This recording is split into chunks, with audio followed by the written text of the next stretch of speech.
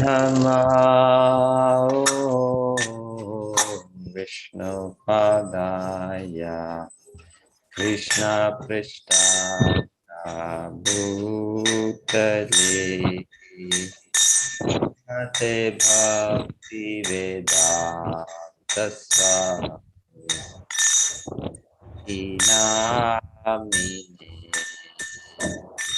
नमस्ते सरस्वते देवे गौरवाचारिणे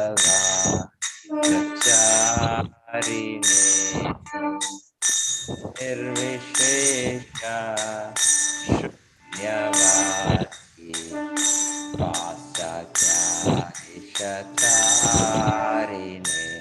जय श्री कृष्ण चैतन्य प्रभु नित्यानंद श्री अद्वैत गदाधर श्रीवासादि गौरवृन्द जय श्री कृष्ण चैतन्य प्रभु नित्यानंद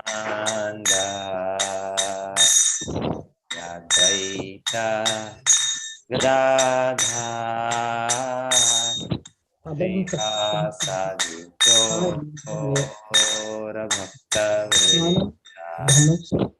हरे कृष्णा हरे Krishna Krishna Hare Hare Hare Ram Ram Ram Hare Hare Hare Krishna Krishna Krishna Hare Hare Hare Ram Ram Ram Hare Hare Hare Krishna Krishna Krishna Hare Hare Hare Ram Ram Ram Hare Hare Hare Krishna Krishna Krishna Hare Hare Hare Ram Ram Ram Hare Hare Hare Krishna Krishna Krishna Hare Hare Hare Ram Ram Ram Hare Hare Hare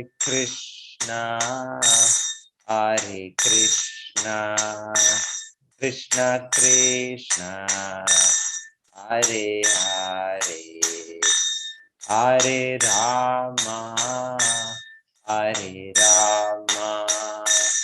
Ram Ram Hare Hare Hare Krishna Krishna Krishna Hare Hare, Hare Rama, Hare Rama, Rama Rama, Hare Hare. Hare Krishna. ಎಲ್ಲ ಭಕ್ತರಿಗೂ ಇವತ್ತು ನಾವು ಅಧ್ಯಾಯ 16 ದೈವಾಸುರ ಸಂಪದ ವಿಭಾಗ ಯೋಗ.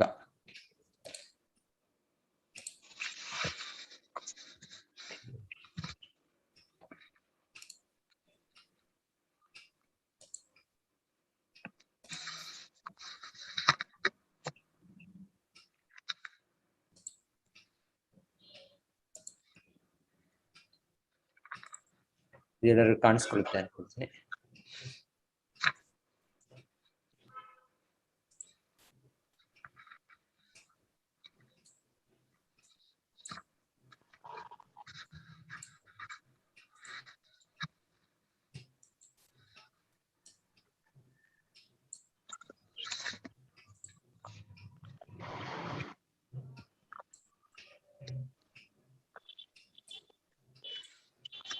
ದೈವಿ ಹಾಗೂ ಆಸುರಿ ಸ್ವಭಾವಗಳು. ಯಾರಾದ್ರೂ ಓದ್ತೀರಾ ಶ್ಲೋಕ ಅನುವಾದ? ಗುರುಜಿ ನಾನು ಓದ್ಲಾ? ಓದಿ ಮತ್ತೆ ಮೀನಾಕ್ಷಿ. ನಮಸ್ತೆ ಗುರುಜಿ. ಹರೇ ಕೃಷ್ಣ. ಸ್ವಲ್ಪ ಸ್ಪೆಲ್ಲಿಂಗ್ ರಾಂಗ್ ಆದ್ರೂ ಪರವಾಗಿಲ್ಲ, ಓದಿ ಮತ್ತೆ. ಹರೇ ಕೃಷ್ಣ ಹರೇ ಕೃಷ್ಣ. ಶ್ಲೋಕ 1-3. ಶ್ರೀ ಭಗವಾನು ಉವಾಚ ಅಭಯಂ ಸತ್ವ ಸಂಶುದ್ಧಿರ್ ಜ್ಞಾನಯೋಗವಸ್ಥಿತಿಃ ದಾನಂ ದಮಶ್ಚ ಯಜ್ಞಶ್ಚ ಸ್ವಾಧ್ಯಾಯಸ್ತಪ ಆರ್ಜುವಂ ಅಹಿಂಸಾ ಸತ್ಯಮ ಕ್ರೋಧಸ್ತ್ಯಾಗಃ ಶಾಂತಿರಪೈಶುನಂ ದಯಾಭೂತಿಷ್ಮ ಕ್ರೋಧಸ್ತ್ಯಾಗಃ ಶಾಂತಿರಪೈಶುನಂ ದಯಾಭೂತಿಷ್ಟಲೋಲುಪ್ತಂ ಮಾರ್ದವಂ ಹೀರಚಾಪಲಂ ತೇಜಃ ಕ್ಷಮಧೃತಿ ಶೌಚ ಮದ್ರೋಹೋ ನಾತಿಮಾನಿತಃ ಭವಂತಿ ಸಮುದ್ವ ದೈವಿ ಮಚಾಭಿಜಾತಸ್ಯ ಭಾರತ. ಇದು ಓದ್ಲೇನ್ರಿ? ಶ್ರೀ ಭಗವಾನು ಅನುವಾದ. ದೇವೋತ್ತಮ ಪರಮ ಪುರುಷನು ಹೀಗೆ ಹೇಳಿದನು: ಭರತ ವಂಶಜನಾದ ಅರ್ಜುನನೇ, ಅಭಯ ಅಸ್ತಿತ್ವದ ಶುದ್ಧಿ, ದಿವ್ಯ ಜ್ಞಾನವನ್ನು ಬೆಳೆಸಿಕೊಳ್ಳುವುದು, ದಾನ, ಆತ್ಮ ಸಂಯಮ, ಯಜ್ಞ, ವೇದಾಧ್ಯಯನ, ತಪಸ್ಸು, ಸರಳತೆ, ಅಹಿಂಸೆ, ಸತ್ಯ, ಕೋಪ ಮಾಡಿಕೊಳ್ಳದಿರುವುದು, ತ್ಯಾಗ, ಶಾಂತಿ, ತಪ್ಪು ಹುಡುಕುವುದರಲ್ಲಿ ವಿಮುಖತೆ, ಎಲ್ಲಾ ಜೀವಿಗಳಲ್ಲಿ ದಯಾ, ದುರಾಶೆ ಇಲ್ಲದಿರುವುದು,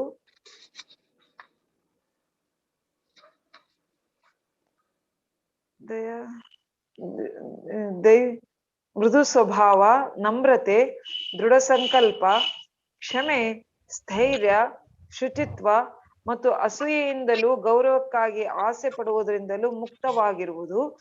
ಈ ದಿವ್ಯ ಗುಣಗಳು ದೈವಿ ಸ್ವಭಾವವಿರುವ ಪುಣ್ಯಶೀಲರಲ್ಲಿ ಇರುತ್ತವೆ. ಭಾವಾರ್ಥ. ಭಾವಾರ್ಥ ತುಂಬಾ ದೊಡ್ಡದಿದೆ ಇದಕ್ಕೆ. ಹರೇ ಕೃಷ್ಣ ಗುರುಜಿ. ಹರೇ ಕೃಷ್ಣ. ಭಾವಾರ್ಥದಲ್ಲಿ ತುಂಬಾ ದೊಡ್ಡ ಭಾವಾರ್ಥನೇ ಕೊಟ್ಟಿದ್ದಾರೆ ಆಚಾರ್ಯ ಪ್ರಭುಪಾದರು. ಗುರುಜಿ ನಿನ್ನೆ ನಿಮ್ದು ಇಂಗ್ಲಿಷ್ ಡಿಸ್ಕ್ರಿಪ್ಷನ್ ಬಹಳ ಚೆನ್ನಾಗಿತ್ತು ಗುರುಜಿ. ಇಂಗ್ಲಿಷ್ ಡಿಸ್ಕ್ರಿಪ್ಷನ್ ನಿನ್ನೆ ನಮ್ದಾಗಿಂದ ಇತ್ತಲ್ಲ ನಿಮ್ದು? ಇಲ್ಲ, ಅದು ಬೇರೆಯವರು, ನೆಕ್ಸ್ಟ್ ಸುಹಾಸ್ ಅವರು ಕೊಟ್ಟು ಅವ್ರಿಗೆ ನಾನು ಶೇರ್ ಮಾಡಿ ಕೊಟ್ಬಿಟ್ಟೆ ಅವ್ರಿಗೆ. ಮತ್ತೆ ಅವರೇ ಮಾಡಿದ್ದು ನಿನ್ನೆ. ನಾನು ಕ್ಲಾಸ್ ಅವ್ರು ಮಾಡಿದ್ದು ಮತ್ತೆ ಡಾಕ್ಟರ್ ಸುಹಾಸ್ ಅವರು ಕನ್ನಡ ಮಾಡಿದೆ ಅಷ್ಟೇ. ನಿಮ್ದು ಡಿಸ್ಕ್ರಿಪ್ಷನ್ ಬಹಳ ಚೆನ್ನಾಗಿರುತ್ತೆ, ಮನ್ಸಲ್ಲಿ ಕುಂತು ಬಿಡುತ್ತೆ. ಸೊ ಇಲ್ಲಿ ಕೃಷ್ಣ ಇಲ್ಲಿ ಹೇಳ್ತಾ ಇರೋದು ಈ ಅಧ್ಯಾಯದಲ್ಲಿ ದೈವಿ ಸ್ವಭಾವ ಮತ್ತೆ ಆಸುರಿ ಸ್ವಭಾವ, ದೈವಾಸುರ ಪ್ರಕೃತಿ ವಿಭಾಗ ಯೋಗ, ಸಂಪದ ವಿಭಾಗ ಯೋಗ, ಈ ರೀತಿ ಇದನ್ನ ಹೇಳೋದು. ಸೊ ಇದೆಲ್ಲವೂ ಕೃಷ್ಣ ಹೇಳ್ತಾ ಇರೋದು ಭವಂತಿ ಸಂಪದಂ ದೈವೀಂ ಅಭಿಜಾತಸ್ಯ ಭಾರತ. ಸೊ ಇದು ದೈವಿ ಸ್ವಭಾವದಲ್ಲಿ ಇರೋ ವ್ಯಕ್ತಿಗಳಿಗೆ ಎಲ್ಲ ಗುಣಗಳು ಇರ್ತವೆ ಅಂತ ಇಲ್ಲಿ ಭಗವಂತನ ಹೇಳ್ತಾ ಇದ್ದಾರೆ. ಸೊ ದೈವಿ ಸ್ವಭಾವ. ಸೊ ಯಾರಾದ್ರೂ ಹೇಳ್ತೀರಾ ಏನು ಇದು? ಆಚಾರ್ಯರು ನಮ್ಮ ಧರ್ಮ ವರ್ಣಾಶ್ರಮ ಧರ್ಮ. ವರ್ಣಾಶ್ರಮ ಧರ್ಮ ಅಂದ್ರೆ ಸಮಾಜದ ವಿಭಾಗಗಳು ಒಂದು ಆಧ್ಯಾತ್ಮಿಕ ಮುನ್ನಡೆ ಸಾಧಿಸ್ಲಿಕ್ಕೆ, ಇನ್ನೊಂದು ಭಗವಂತನು ಅದೇ ಇದನ್ನು ಸಾಧಿಸ್ಲಿಕ್ಕೆ ಸಮಾಜ ವಿಭಾಗ, ಮತ್ತೆ ಏನ್ ಹೇಳ್ತಾರೆ ಸ್ಪಿರಿಚುವಲ್ ಆರ್ಡರ್ಸ್ ಮತ್ತೆ ಕಲ್ಚರಲ್ ಆರ್ಡರ್ಸ್ ಮತ್ತೆ ಸೋಷಿಯಲ್ ಆರ್ಡರ್ಸ್ ಸಾಮಾಜಿಕ ವಿಭಾಗ ಮತ್ತೆ ಆಧ್ಯಾತ್ಮಿಕ ವಿಭಾಗ ಅಂತ ಹೇಳ್ಬೋದಾ, spiritual orders, cultural orders. So ಬ್ರಹ್ಮಚರ್ಯ, ಗೃಹಸ್ಥ, ವಾನಪ್ರಸ್ಥ, ಸನ್ಯಾಸ, ಈ 4 ಆಶ್ರಮಗಳು ಮತ್ತೆ 4 ವರ್ಣಗಳು, ಬ್ರಾಹ್ಮಣ, ಕ್ಷತ್ರಿಯ, ವೈಶ್ಯ, ಶೂದ್ರ. ಆಚಾರ್ಯರು ಇಲ್ಲಿ ನಮಗೆ ತಿಳಿಸ್ಕೊಡೋದು, ಸೊ ಇದನ್ನು ನಾವು ಅನುಸರಿಸೋದು ಇದು ದೈವಿ ಸ್ವಭಾವದಲ್ಲಿರುತ್ತೆ ಅಂತ. ಯಾಕಂದ್ರೆ ಭಗವಂತನೇ ಹೇಳಿದಾಗೆ ಚಾತುರ್ವರ್ಣ್ಯಮಯ ಸೃಷ್ಟಂ ಗುಣಕರ್ಮ ವಿಭಾಗಶಃ. ಸೊ ಅದಕ್ಕೆ ಯಾವ ಗುಣಗಳು, ಯಾವ ಅರ್ಹತೆಗಳು ಇರಬೇಕು ಅಂತ ನಾವು ಅದು ಪಾಲನೆ ಮಾಡಿದ್ರೆ ಅದು ದೈವಿ ಸ್ವಭಾವದಲ್ಲಿ ನಮಗೆ ಭಗವಂತನ ಚಿಂತನೆ ಬೆಳೆಸುತ್ತೆ, ಮತ್ತೆ ನಮಗೆ ಭಗವಂತನಿಗೆ ಸಂಬಂಧವನ್ನು ನಾವು ಪಡಿತೇವೆ ಮತ್ತೆ. ಸೊ ಹೀಗೆ ಅವರು ಈ ಗುಣಗಳು ಈ ಸಮಾಜದಲ್ಲಿ, ಈ ವರ್ಣಾಶ್ರಮ ಧರ್ಮದಲ್ಲಿ ಪ್ರತಿಯೊಬ್ಬರು ಎಲ್ಲವೂ ಗುಣ ಪಡಿಬೇಕು. ಆದರೆ ಹೆಚ್ಚಾಗಿ ನಾವು ಸಾಧನೆ ಮಾಡುವ ಸಮಯದಲ್ಲಿ ಒಂದೊಂದು ಆ ಲಕ್ಷಣ ಇತ್ತು ಕನಿಷ್ಠವಾಗಿ ಪಡಿಬೇಕು ಅಂತ ಅದರ ವಿವರಣೆ ಕೊಡ್ತಿದ್ದಾರೆ.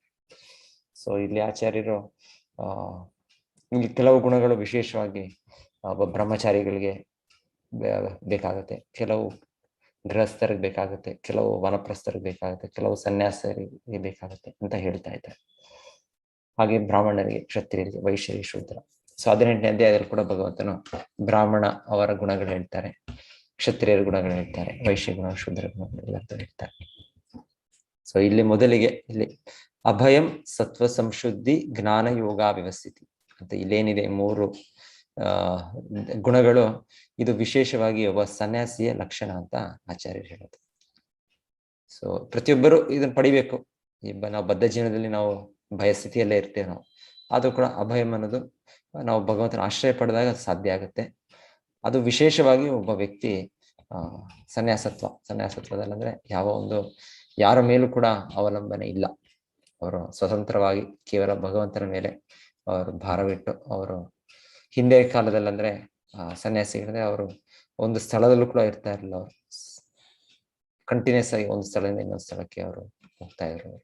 ಸೊ ಅವರ ನಂಬಿಕೆ ಭಗವಂತನ ನಾನು ಎಲ್ಲಿದ್ದರೂ, ನನಗೆ ಏಕಾಂತವಾಗಿದ್ದರು, ಎಲ್ಲೇ ಒಂದು ಅಡವಿಯಲ್ಲೂ ಇದರಲ್ಲಿ ಅರಣ್ಯದಲ್ಲಿದ್ದರೂ ಭಗವಂತ ನನ್ನ ರಕ್ಷಣೆ ಮಾಡ್ತಾನೆ, ಪರಮಾತ್ಮನ ನನ್ನ ಜೊತೆಗೆ ಇದ್ದಾನೆ ಅಂತ ಅವರಿಗೊಂದು ಸಾಕ್ಷಾತ್ಕಾರ ಕೂಡ ಸ್ಥಿತಿಯಲ್ಲಿ ಅವ್ರಿಗೆ ಬರೋದರಿಂದ ಅವ್ರು ಆ ರೀತಿಯಲ್ಲಿ ಇರಕ್ಕೆ ಸಾಧ್ಯ ಆಗುತ್ತೆ.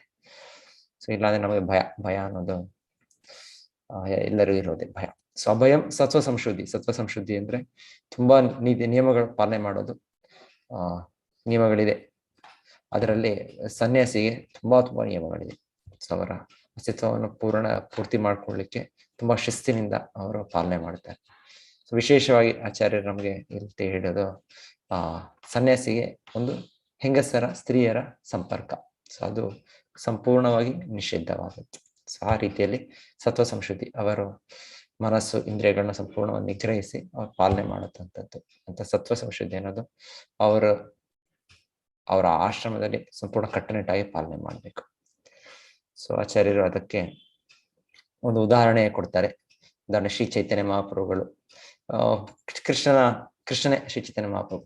ಸೊ ಅವರಿಗಿಂತ ದೊಡ್ಡ ಇದು ಕರುಣಾಮಯಿ ಅವತಾರ ಇಲ್ಲ. ಆದರೂ ಕೂಡ ಈ ಒಂದು ಶಿಸ್ತು ಅಭ್ಯಾಸ ಮಾಡಬೇಕು ಈ ವೈದಿಕ ಕ್ರಮವನ್ನು ಅವರು ಕೂಡ ತುಂಬಾ ಒಂದು ಕಟ್ಟುನಿಟ್ಟಾಗಿ ಅಭ್ಯಾಸ ಮಾಡಿದ್ರು. ಮೊದಲಿಗೆ ಗೃಹಸ್ಥ ಜೀವನದಲ್ಲಿದ್ದರು ಶ್ರೀ ಚೈತನ್ಯ ಮಹಾಪ್ರಭು. ಆ ಗೃಹಸ್ಥ ಜೀವನದಾಗ ಚೈತನ್ಯ ಮಹಾಪ್ರಭು ಮೊದಲಿಗೆ ಅವರ ಮೊದಲ ಹೆಂಡತಿ ಲಕ್ಷ್ಮೀ ಪ್ರಿಯಾದೇವಿ, ಮತ್ತೆ ಚಿಕ್ಕ ವಯಸ್ಸಿನಲ್ಲೇ ಲಕ್ಷ್ಮೀ ಪ್ರಿಯಾದೇವಿ ಅವರ ಅಂತ್ಯವಾಗುತ್ತೆ. ನಂತರ ಚೈತನ್ಯ ಮಹಾಪ್ರಭು ಮತ್ತೆ ಇನ್ನೊಂದು ಮದುವೆ ಆಗ್ತಾರೆ, ಅವರ ಹೆಸರು ವಿಷ್ಣು ಪ್ರಿಯಾದೇವಿ. ಸೊ ಮಾಯಾಪುರದಲ್ಲಿದಾಗ ನಾವು ನೋಡ್ತೇವೆ ಈ ವಿಷ್ಣು ಪ್ರಿಯಾದೇವಿ ಚೈತನ್ಯ ಮಹಾಪ್ರಭು 2ನೇ ಹೆಂಡತಿ. ಸೊ ಅವರಿಗೆ ಮೊದಲ ಸನ್ಯಾಸ ಸ್ವೀಕಾರ ಮಾಡೋ ಮುಂಚೆ ಭಗವಂತನು ಕೊಟ್ಟ ತನ್ನ ಮದುವೆ ತನ್ನದೇ ಒಂದು ಮೂರ್ತಿ, ಅವರು ಅದನ್ನ ಪೂಜಿಸಿದ್ದು. ಅದು ತುಂಬಾ ವಿಶೇಷವಾದ, ಅಲ್ಲಿ ಈಗಲೂ ಕೂಡ ಅದು ಇದೆ, ಅಲ್ಲಿ ಧಾಮೇಶ್ವರ್ ಚೈತನ್ಯ ಅಂತ, ಅಲ್ಲಿ ನಾವು ಅದು ಕೂಡ ನೋಡ್ತೇವೆ ಅದು. ಸೊ ಎನಿವೆ, ಸೊ ಹೀಗೆ ಚೈತನ್ಯ ಮಹಾಪ್ರಭುನೇ ಅವರು ಗೃಹಸ್ಥ ಜೀವನದಲ್ಲಿ 2 ಹೆಂಡತಿಯರು, ಮೊದಲನೇ ಹೆಂಡತಿ, ನಂತರ ಅವರ ಮರಣ ಆದ್ಮೇಲೆ ತಾಯಿ ಇದು ಮಾಡ್ಲಿಕ್ಕೆ ಇನ್ನೊಂದು ಹೆಂಡತಿ, ಇಬ್ಬರು ಕೂಡ ಲಕ್ಷ್ಮೀ ದೇವಿಯರ ವಿಸ್ತರಣೆ. ಸೊ ನಂತರ ಹೇಳ್ತಾರೆ ವಿಷ್ಣು ಪ್ರಿಯ ದೇವಿಯವರು ಎಷ್ಟು ಒಂದು ತೀವ್ರ ತಪಸ್ಸೆ ಮಾಡೋದು ಅಂದ್ರೆ ಚೈತನ್ಯ ಮಹಾಪ್ರಭು ಸನ್ಯಾಸ ಸ್ವೀಕಾರ ಮಾಡಿದ್ಮೇಲೆ ಪ್ರತಿದಿನ ಅವರು ಈ ಹರೇ ಕೃಷ್ಣ ಮಹಾಮಂತ್ರ ಜಪಿಸ್ತಾ ಇದ್ರು ವಿಷ್ಣು ಪ್ರಿಯಾದೇವಿ. ಒಂದು ಮಹಾಮಂತ್ರ ಜಪ ನಂತರ ಒಂದು ಹಗಳು ಹಕ್ಕಿ, ಧಾನ್ಯಗಳು ಅಕ್ಕಿ, ಒಂದು ಧಾನ್ಯ ಅಂದ್ರೆ ಒಂದೇ, ಅದೆಷ್ಟು ಚಿಕ್ಕದಿರುತ್ತೆ ಅಷ್ಟೇ ಹಗಳು, ಅದನ್ನ ಪಕ್ಕಕ್ಕೆ ಇಡ್ತಾ ಇರುತ್ತೆ. ಹೇಗೆ ನಾವು ಮಹಾಮಂತ್ರ ಒಂದು ಜಪ ಅರೌಂಡ್ ಒಂದು ಸುತ್ತಾದ್ಮೇಲೆ ನಾವು ಒಂದು ಮಣಿ ಅದೆಲ್ಲಾರು ಸುತ್ತ ಮಾಡೋದು ಅವರು ತುಂಬಾ ಜನ ಇರ್ದಿರಾ, ಸೊ ಒಂದು ಮಣಿ ಪಕ್ಕಕ್ಕೆ ಇಡ್ತೀರಾ, ಮತ್ತೆ ಇನ್ನೊಂದು ಜಪ ಮಣಿ ಅಂದ್ರೆ ಇನ್ನೊಂದು ಮಣಿ ಪಕ್ಕಕ್ಕೆ ಇಡ್ತೀರಾ, ಹಾಗೆ 16 ಮಣಿಗಳು ನಾವು ಪಕ್ಕಕ್ಕೆ ಇಡ್ತೇವೆ. ಆ ರೀತಿಯಲ್ಲಿ ಅವರು ಧಾನ್ಯಗಳನ್ನ ಇಡ್ತಾ ಇರುತ್ತೆ, ಅಕ್ಕಿ ಆ ಧಾನ್ಯಗಳು ಒಂದಾದ್ಮೇಲೆ ಒಂದು. ಸೊ ಪ್ರತಿ ದಿವಸ ಮೇ ಬಿ ಅವರು ಈಗ ನಮ್ಮ ತರ 16 ಸುತ್ತು ಅಲ್ಲ, ಅವರೆಲ್ಲ ಆ ಸಮಯದಲ್ಲಿ ಹರಿದಾಸ್ ಠಾಕೂರರ ಅವರು 108 ಸುತ್ತು 180 ಸುತ್ತು ಏನೋ ಮಾಡ್ತಾ ಇದ್ರು. ಸೊ ಈ ರೀತಿ ಶ್ರೀಮತಿ ವಿಷ್ಣುಪ್ರಿಯಾ ದೇವಿ ಅವ್ರು ಎಷ್ಟು ಮಾಡ್ತಾ ಇದ್ರು, ಕನಿಷ್ಠ ಒಂದು 100 ಸುತ್ತು ಅಂತ ಇಟ್ಕೊಳ್ಳೋಣ, 80 ಇಲ್ಲಾಂದ್ರೆ 64 ಸುತ್ತು ಆದ್ರೂ ಹಿಂದೆ ಕಾಲದಲ್ಲಿ ಎಲ್ಲರೂ ಮಾಡ್ತಾ ಇದ್ರು, ಅದು ಕನಿಷ್ಠ ಇರ್ತಾ ಇತ್ತು 64 ಸುತ್ತು. ಸೊ ಅಷ್ಟು ಸುತ್ತು ಅಂದ್ರೆ ಅಷ್ಟು ಅಗಳುಗಳು, ಅಷ್ಟು ಧಾನ್ಯಗಳು. ಸೊ ಅಷ್ಟು ಧಾನ್ಯಗಳನ್ನ ಪಕ್ಕಕ್ಕೆ ಇಡ್ತಾರೆ. ಮತ್ತೆ ದಿನದ ಅಂತ್ಯದಲ್ಲಿ ಅದರಿಂದ ತಯಾರಿಸಿ ಮತ್ತೆ ಅದನ್ನು ಭಗವಂತನ ನೈವೇದ್ಯ ಮಾಡಿ ಅದನ್ನು ಸ್ವೀಕರಿಸ್ತಾರೆ. ಸೊ ಅಷ್ಟೇ ಅವರ ಆಹಾರ. ಸೊ ಅಷ್ಟು ತೀವ್ರ ತಪಸ್ಸೆ ಹೇಳ್ತಾರೆ. ಇದು ಸಾಮಾನ್ಯ ವ್ಯಕ್ತಿ ಇದೆಲ್ಲ ಮಾಡ್ಲಿಕ್ಕೆ ಆಗೋದಿಲ್ಲ ಇದು. ಎನಿವೆ, ಸೊ ಶ್ರೀ ಚೈತನ್ಯ ಮಹಾಪ್ರಭುಗಳು ಅವರು ಸಾಕ್ಷಾತ್ ಕೃಷ್ಣನೇ. ಸೊ ಅವರು ಗೃಹಸ್ಥಾಶ್ರಮದಲ್ಲಿ ಸ್ವೀಕರಿಸಿದರು. ಆದ್ರೆ ನಂತರ ಹೇಳ್ತಾರೆ, ಅವರು ಸನ್ಯಾಸತ್ವ ಸ್ವೀಕರಿಸಿದ ಮೇಲೆ ತುಂಬಾ ಚಿಕ್ಕ ವಯಸ್ಸು, ಚೈತನ್ಯ ಮಹಾಪ್ರಭು ಸ್ವೀಕರಿಸಿದ್ದು 24ನೇ ವಯಸ್ಸೇ, 24 years ಅಲ್ಲಿಗೆ ಅವರು ಸ್ವೀಕರಿಸಿದ್ದು. ಸೊ ಅಷ್ಟರಲ್ಲಿ ಅವರು ಎಷ್ಟು ತೀವ್ರವಾಗಿ ಅದನ್ನ ಪಾಲನೆ ಮಾಡ್ತಾ ಇರೋ ನಿಯಮಗಳು ಅಂದ್ರೆ ಅವ್ರ ಭಕ್ತರಿಗೆ ಇದು ಆಶ್ಚರ್ಯ ಆಗ್ತದೆ. ಇದೇನಿದು ಭಗವಂತನ ಏನು ಅವಶ್ಯ ಇದೆ ಭಗವಂತನಿಗೆ ಈ ನಿಯಮಗಳು ಪಾಲನೆ ಮಾಡೋದು, ಆದ್ರೆ ಅವ್ರು ಪಾಲನೆ ಮಾಡ್ತಾ ಇದ್ರು. ಸೊ ವಿಶೇಷವಾಗಿ ಇಲ್ಲಿ ಹೇಳಿದಾಗ ಇಲ್ಲಿ ಭಕ್ತರು ಅವರು ಹೆಂಗಸರಾದ ದೂರದಿಂದನೇ ಅವರ ನಮಸ್ಕಾರ ಕೂಡ ಮಾಡ್ತಾ ಇರುತ್ತೆ, ಹತ್ತಿರದಲ್ಲಿ ಕೂಡ ಬರ್ತಾರೆ. ಹಿಂದೆ ಯುಗದಲ್ಲಿ ಅಷ್ಟೊಂದು ಕಟ್ಟುನಿಟ್ಟಾದ ನಿಯಮಗಳನ್ನ ಎಲ್ಲ ಸನ್ಯಾಸಿಗಳು ಆಚರಿಸ್ತಾ ಇದ್ರು. ಆ ತರ ಸಚ್ಚಿದಾನಂದ ಅವರು ಕೂಡ ಅದನ್ನ ಪಾಲನೆ ಮಾಡಿ ಮತ್ತೆ ಒಂದು ಕಥೆ ಹೇಳೋದು, ಒಂದು ಸನ್ನಿವೇಶ. ಛೋಟಾ ಹರಿದಾಸ್ ಅಂತ ಇನ್ನೊಬ್ಬರು ಭಕ್ತರು. ಸೊ ಅವರೊಮ್ಮೆ ಅವರು ಒಂದು ಸಮಯಕ್ಕೆ ಒಂದು ಮಾನಸಿಕವಾಗಿ ಅವರು ದಾರಿ ತಪ್ಪಿದಾಗ ಚೈತನ್ಯ ಮಹಾಪ್ರಭು ಅವರನ್ನು ಬಹಿಷ್ಕರಿಸುವ ಸಂಗತಿ ಕೂಡ ಹೇಳ್ತಾರೆ. ಸೊ ಆ ರೀತಿ ಈ ನಿಯಮಗಳು ಪಾಲನೆ ಮಾಡಬೇಕು ಅಂತ ಹೇಳೋದು. ಸೊ ಎನಿವೆ, ಶಿಲ ಪ್ರಭುಪಾದರು ಆಚಾರ್ಯರು ಹೇಳ್ತಾರೆ, ನಾನು ಚೈತನ್ಯ ಮಹಾಪ್ರಭು ತರ ಶಿಸ್ತಿನಲ್ಲಿದ್ರೆ ಅದು ನಾನು ಆತರ ಇಲ್ಲ ನಾನು ಅಂತ ಹೇಳ್ತಾರೆ. ನಾನಂದ್ರೆ ನಮಗೆ ಭಕ್ತರಿಗೆ, ಶಿಷ್ಯರು ನಾವು ಮತ್ತೆ ಮರು ಶಿಷ್ಯರಿಗೆ ಆಚಾರ್ಯರು ಹೇಳ್ತಾರೆ. ಆಚಾರ್ಯ ಶಿಲ ಪ್ರಭುಪಾದರು ತುಂಬಾ ಕರುಣಾಮಯಿಯಾಗಿ ಅವರು ಪ್ರಚಾರ ಮಾಡಿದ್ರು ಭಗವಂತನ ಪರವಾಗಿ. ಭಗವಂತನಿಗಿಂತ ಹೆಚ್ಚಾಗಿ ಅವರ ಭಕ್ತರು ಆಚಾರ್ಯರು ಇನ್ನ ಹೆಚ್ಚು ಕೃಪೆ, ಹೆಚ್ಚು ಇದನ್ನು ತೋರಿಸ್ತಾರೆ. ಸೊ ಎನಿವೆ, ಸೊ ಆಚಾರ್ಯ ಶಿಲ ಪ್ರಭುಪಾದರು ಆದ್ರೆ ಈ ನಿಯಮಗಳು ಪಾಲನೆ ಮಾಡ್ಬೇಕು, ಇದನ್ನು ಮಾಡ್ಬೇಕು, ಎಲ್ಲರೂ ಅಭ್ಯಾಸ ಮಾಡ್ಬೇಕು. ಆ ಸನ್ನಿವೇಶದಲ್ಲಿ ಪ್ರತಿಯೊಬ್ಬರು ಇದ್ದಾರೆ, ಅದು ಸಹಜವಾಗಿ ಮಾಡ್ಬೇಕು. ಸೊ ಒಬ್ಬ ಸನ್ಯಾಸಿ ಅಂತ ಸ್ವೀಕರಿಸಿದ ಮೇಲೆ ಆ ನಿಯಮಗಳನ್ನ ಕಟ್ಟುನಿಟ್ಟಾಗಿ ಪಾಲನೆ ಮಾಡ್ಬೇಕು. ನಂತರ ಇನ್ನೊಬ್ರು ಗೃಹಸ್ಥರು ಅಂತ ಸ್ವೀಕರಿಸಿದ ಮೇಲೆ ಆ ನಿಯಮಗಳಿದೆ. ಸೊ ಆಚಾರ್ಯ ಪ್ರಭುಪಾದರು ಅಲ್ಲೂ ಅದು ತಿಳಿಸ್ಕೊಡ್ತಾರೆ. ಸೊ ಚೈತನ್ಯ ಮಹಾಪ್ರಭು ಇನ್ನೊಮ್ಮೆ ಯಾರೋ ಅವರ ಭಕ್ತರು ಶಿವಾನಂದ ಸೇನ, ಸೊ ಅವರು ಬಂದಾಗ ನೋಡ್ತಾರೆ ಅವರ ಹೆಂಡತಿ ಕೂಡ ಇದ್ದಾರೆ, ಅವರು ಗರ್ಭವತಿಯಾಗಿದ್ದಾರೆ. ಸೊ ಚೈತನ್ಯ ಮಹಾಪ್ರಭು ಹೇಳೋದು, ಆ ಮಗು ಹುಟ್ಟಿದಾಗ ಈ ಹೆಸರು ಕೊಡಿ, ಯಾಕಂದ್ರೆ ಆ ಗೃಹಸ್ಥರಂದ್ರೆ ಮಕ್ಕಳಿರ್ಬೇಕು, ಅದು ಅವರ ಒಂದು ಕರ್ತವ್ಯ, ಅವರನ್ನ ಸರಿಯಾದ ಮಾರ್ಗದಲ್ಲಿ ಬೆಳೆಸೋದು. ಸೊ ಹಾಗೆ ಅವರಿಗೆ ಮೈಥುನ ಅನ್ನೋದು, ಸುಖ ಅನ್ನೋದು ಒಂದು ಧರ್ಮ ಪದ್ಧತಿಯಾಗಿ ಇದೆ. ಧರ್ಮ ವಿರುದ್ಧ ಕಾಮೋ ಅಸ್ಮಿ ಅಂತ ಕೃಷ್ಣನ ಕೂಡ ನಮಗೆ ಹೇಳೋದು. ಸೊ ಆ ರೀತಿಯಲ್ಲಿ ಅವರಿಗೆ ಅದು ನಿಯಮಗಳಿದೆ, ಅದರ ಪ್ರಕಾರವಾಗಿ ಅವರು ಮಾಡ್ಬೋದು. ಸೊ ಆ ರೀತಿ ಇದೇನು ಇಲ್ಲ ಅಂತಲ್ಲ, ಆದ್ರೆ ಯಾವ ಉದ್ದೇಶ, ಯಾವ ಆಶ್ರಮದಲ್ಲಿ ಯಾರಿದ್ದಾರೆ ಆ ನಿಯಮಗಳನ್ನು ಪಾಲನೆ ಮಾಡಬೇಕು. ಸೊ ಆ ರೀತಿಯಲ್ಲಿ ಆಚಾರ್ಯರು ಸತ್ವ ಸಂಶುದ್ಧಿ ಅನ್ನೋದು, ಎಲ್ಲರೂ ಕೂಡ ಅವರ ಅಸ್ತಿತ್ವವನ್ನು ಶುದ್ಧಿ ಮಾಡಬೇಕು. ಸತ್ವ ಸಂಶುದ್ಧಿ ಅಂದ್ರೆ ನಮ್ಮ ಅಸ್ತಿತ್ವವನ್ನು ಶುದ್ಧಿ ಮಾಡ್ಲಿಕ್ಕೆ ನಾವು ತಗೊಳ್ಳುವ ಆಧ್ಯಾತ್ಮಿಕ ಕ್ರಿಯೆಗಳು. ಅದ್ರ ವಿಶೇಷವಾಗಿ ಸನ್ಯಾಸಿಗೆ ಇದು ಸಂಪೂರ್ಣವಾಗಿ ಈ ನಿಯಮಗಳನ್ನು ಪಾಲನೆ ಮಾಡ್ಬೇಕು ಅಂತ ಆಚಾರ್ಯರು ತಿಳಿಸ್ಕೊಡೋದು. ಆಮೇಲೆ ಇದನ್ನು ಅವ್ರು ಬೆಳೆಸೋದಕ್ಕೆ ಅವರು ಜ್ಞಾನ ಯೋಗ ವ್ಯವಸ್ಥಿತಿ ಮೊದಲಿಗೆ ಅವರು ಆ ಜ್ಞಾನವನ್ನು ಬೆಳೆಸ್ಕೊಳ್ಬೇಕು. ಸೊ ಹಾಗೆ ಅವರು ಆ ವೈರಾಗ್ಯ, ಜ್ಞಾನ ಭಾವನೆ ಬೆಳೆಸೋದ್ರಿಂದ ಅವ್ರು ಇದನ್ನು ಪಾಲನೆ ಮಾಡ್ಲಿಕ್ಕೆ ಆಗತ್ತೆ. ಅವ್ರಿಗೆ ಅಭಯ, ಸತ್ವ ಸಂಶುದ್ಧಿ ಇರ್ಲಿಕ್ಕೆ ಸಾಧ್ಯ ಆಗೋದಕ್ಕೆ ಅವರು ವಿಶೇಷವಾಗಿ ಅವರು ಈ ವೇದ ಜ್ಞಾನ, ಈ ಒಂದು ಇದನ್ನು ಭಗವದ್ಗೀತಾ, ಭಾಗವತ ಇದರಲ್ಲಿ ಪರಿಣತಿಯನ್ನು ಹೊಂದಿರಬೇಕು ಅಂತ ಹೇಳ್ತಾರೆ. ಇಲ್ಲಾಂದ್ರೆ ಯಾರಾದರೂ ಒಂದು ಸೆಂಟಿಮೆಂಟ್ ಆಗಿ ಸ್ವೀಕರಿಸಿದ್ರು ಕೂಡ ಅವರು ಇದನ್ನು ಈಗ ತೀವ್ರವಾಗಿ ಅಧ್ಯಯನದಲ್ಲಿ ತೊಡಗಬೇಕು ಅಂತಾನೆ ಹೇಳ್ತಾರೆ. ನಂತರ ಅವ್ರ ಮನಸ್ಸು ಇಂದ್ರಿಯಗಳು ಎಲ್ಲವೂ ಕೂಡ ಪ್ರಬಲವಾಗಿ ಅವರು ಈ ನಿಯಮಗಳನ್ನ ಪಾಲನೆ ಮಾಡಲಿಕ್ಕೆ ಸರಿಯಾಗುತ್ತೆ ಅಂತ. ಸೊ ಹಾಗೆ ಈ ವಿಶೇಷವಾಗಿ ಈ ಮೂರು ಗುಣಗಳು ಎಲ್ಲರಿಗೂ ಸಮಾಜದಲ್ಲಿ ಅನ್ವಯವಾಗಿದ್ರು ಸನ್ಯಾಸಿಯರಿಗೆ ತುಂಬಾ ಮುಖ್ಯ, ಅತ್ಯವಶ್ಯಕ. ಅವರ ದೈವಿ ಗುಣಗಳಿದು ಅಂತ ಪ್ರಭುಪಾದರು ಒತ್ತಿ ಹೇಳ್ತಾ ಇದ್ದಾರೆ. ಅಭಯಂ ಸತ್ವ ಸಂಶುದ್ಧಿ ಜ್ಞಾನ ಯೋಗ ವ್ಯವಸ್ಥಿತಿ. ಸೊ ಹಾಗೆ ಗೃಹಸ್ಥರೇ ನೆಕ್ಸ್ಟ್ ಗುಣಗಳು. ಸೊ ಯಾವ್ದು ಮೂರು ಗುಣಗಳು ವಿಶೇಷವಾದ ಯಾರಾದ್ರೂ ಹೇಳ್ತೀರಾ? ಯಾರಾದ್ರೂ ಅನ್ಮ್ಯೂಟ್ ಮಾಡ್ಕೊಂಡು ಹೇಳ್ಬೋದು. ಗೃಹಸ್ಥರಿಗೆ ಯಾವ್ದು ವಿಶೇಷ ಗುಣಗಳು? ಗೃಹಸ್ಥರಿಗೆ ಪ್ರಭುಜಿ, ಮತ್ತೆ ಗೃಹಸ್ಥರು ಆಶ್ರಮದಲ್ಲಿ 3 ಇಂಪಾರ್ಟೆಂಟ್ ಇದೆ. ಒಂದು, ಅವರು ದಾನ ಮಾಡಬೇಕು. ಎರಡನೇದು ಆತ್ಮ ಸಂಯಮ. ಮೂರನೇದು ಯಜ್ಞ ಅಂದ್ರೆ ಹರೇ ಕೃಷ್ಣ ಮಹಾಮಂತ್ರ ಜಪ. ಕಲಿಯುಗದಲ್ಲಿ ಅದೇ ಯಜ್ಞ ಆಚರಣೆ. ಹೌದು, ಎಸ್ ಮಾತಾಜಿ, ಧನ್ಯವಾದಗಳು. ಸೊ ದಾನ ಯಾಕಂದ್ರೆ ಅವರಿಗೆ ಆ ಒಂದು ಹಣ ಸಂಗ್ರಹ ಅನ್ನೋದು ಇದೆ ಅವರಿಗೆ, ಯಾಕಂದ್ರೆ ಅವರು ಕೆಲಸ ಮಾಡ್ತಿದ್ದಾರೆ. ಸೊ ಹಾಗಾಗಿ ಅವರು ಆ ದಾನ ಮಾಡ್ಬೋದು ಅವರು. ಸೊ ಅವರಿಂದಲೇ ಹಿಂದೆ ಬ್ರಹ್ಮಚಾರಿ, ವಾನಪ್ರಸ್ಥ, ಸನ್ಯಾಸಿಗಳು ಅವರು ಅವಲಂಬಿಸಿದ್ರು, ಅವ್ರ ಮೇಲೆ ಡಿಪೆಂಡ್ ಆಗಿದ್ರು. ಸೊ ಇವರು ಅವರಿಗೆ ದಾನದ ಮೂಲಕ ಅವನ್ನ ಮೇಂಟೈನ್ ಮಾಡ್ತಾ ಇದ್ರು, ದಾನ. ಸೊ ನಂತರ ಆತ ಸಂಯಮ, ದಮ, ಮನಸ್ಸು. ಯಾಕೆಂದ್ರೆ ಅಲ್ಲಿ ತುಂಬಾ ಒಂದು ಅವಕಾಶಗಳಿದೆ.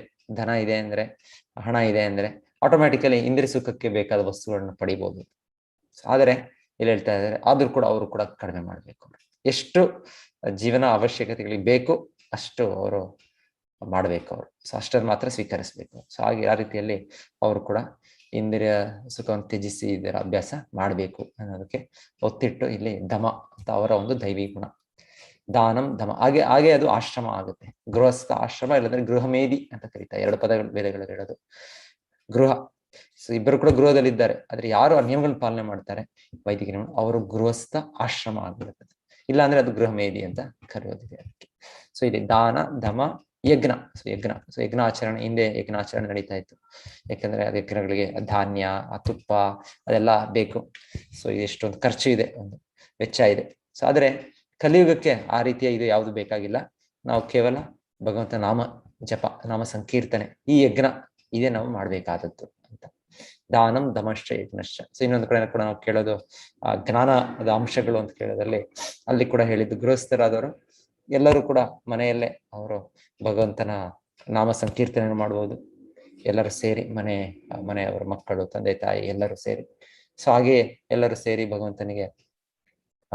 ಭಗವಂತನ ವಿಷಯವಾದ ಗೀತಾ ಭಾಗವತನ ಚರ್ಚೆ ಮಾಡ್ಬೋದು. ನಂತರ ಅವ್ರು ಭಗವಂತನ ಒಂದು ಮೂರ್ತಿ ಸ್ಥಾಪಿಸಿ ಭಗವಂತನ ಸೇವೆ ಮಾಡ್ಬೋದು. ಮತ್ತೆ ಭಗವಂತನಿಗೆ ನೈವೇದ್ಯ ಮಾಡಿ ಆಹಾರವನ್ನು ಸ್ವೀಕರಿಸ್ಬೋದು. ಸೊ ಈ ರೀತಿಯಲ್ಲಿ ಯಜ್ಞ, ಈ ಸಂಕೀರ್ತನ ಯಜ್ಞ ಮಾರ್ಗ, ಇದನ್ನು ಪ್ರತಿಯೊಬ್ಬರು ಅಭ್ಯಸಿಸ್ಬೋದು. ಸೊ ಈ ರೀತಿ ಇದು ಗೃಹಸ್ಥರ ದೈವೀ ಗುಣಗಳು ಅಂತ ಹೇಳ್ತಾರೆ. ಇದನ್ನ ಯಾವ ಮನೆಯಲ್ಲಿ ಇದು ನಡೆಯುತ್ತೆ ಅದು ಒಂದು ದೇವಾಲಯವಾಗಿ ಇರುತ್ತದೆ. ಸೊ ಹಿಂದೆ ಕಾಲದಲ್ಲಿ ಪರ್ಟಿಕ್ಯುಲರ್ ಹೇಳ್ತಾ ಇದ್ರು, ಪ್ರತಿಯೊಬ್ಬರ ಮನೆಯಲ್ಲೂ ಸಾಲಿಗ್ರಾಮ, ಒಂದು ಬ್ರಾಹ್ಮಣ ಅಂತ ಯಾರು ಇದ್ದಾರೋ ಅವ್ರಿಗೆ ಸಾಲಿಗ್ರಾಮ ಒಂದು ಪೂಜೆ ಅದು ಇರ್ತಾ ಇರ್ತದೆ. ಪ್ರತಿ ಮನೆಯಲ್ಲೂ ಹಾಗೆ ಇರ್ತಾ ಇತ್ತು ಅಂತ ಹೇಳ್ತಾರೆ. ಆದ್ರೆ ಈಗ ತಕ್ಷಣ ಎಲ್ಲರಿಗೂ ಆಗುತ್ತೆ ಅಂತಲ್ಲ, ಆದ್ರೆ ಅಟ್ಲೀಸ್ಟ್ ಇದು ನಾವು ಎಸೆನ್ಸ್ ಅದೇನಿದೆ ಭಗವಂತನ ನಾಮ ಜಪ ಅಲ್ಲಿಂದ ಪ್ರಾರಂಭ ಆಗ್ತಾ ನಾವು ಅಭ್ಯಾಸ ಮಾಡಕ್ಕೆ ಒಂದಿಂದ ಇನ್ನೊಂದು ನಿಯಮವನ್ನು ಪಾಲನೆ ಮಾಡಕ್ಕೆ ಪ್ರಯತ್ನ ಪಡ್ಬೇಕು. ಸೊ ದಾನಂ ದಮಶ್ಚ ಯಜ್ಞಶ್ಚ, ಇದು ಗೃಹಸ್ಥರ ದಿವ್ಯ ಗುಣಗಳು ಅಂತ, ದೈವಿ ಗುಣಗಳು ಅಂತ ಹೇಳ್ತಾರೆ. ನಂತರ ಇನ್ನ ನೆಕ್ಸ್ಟ್ ಬ್ರಹ್ಮಚಾರಿ, ವನಪ್ರಸ್ಥರ ದೈವಿ ಗುಣಗಳು ವಿಶೇಷವಾಗಿ ಇಲ್ಲಿ ಏನ್ ಹೇಳಿದ್ದಾರೆ? ಯಾರಾದ್ರೂ ಅನ್ಮ್ಯೂಟ್ ಮಾಡ್ಕೊಂಡು ಹೇಳ್ಬೋದು. ಹರೇ ಕೃಷ್ಣ ಗುರುಜಿ. ಹರೇ ಕೃಷ್ಣ ಮಾತಾಜಿ. ಅಹಿಂಸೆಯನ್ನು ಪಾಲನೆ ಮಾಡುವುದು, ಸತ್ಯವನ್ನು ನುಡಿಯುವುದು ಮತ್ತು ಕ್ರೋಧವನ್ನು ತ್ಯಾಗ ಮಾಡುವುದು.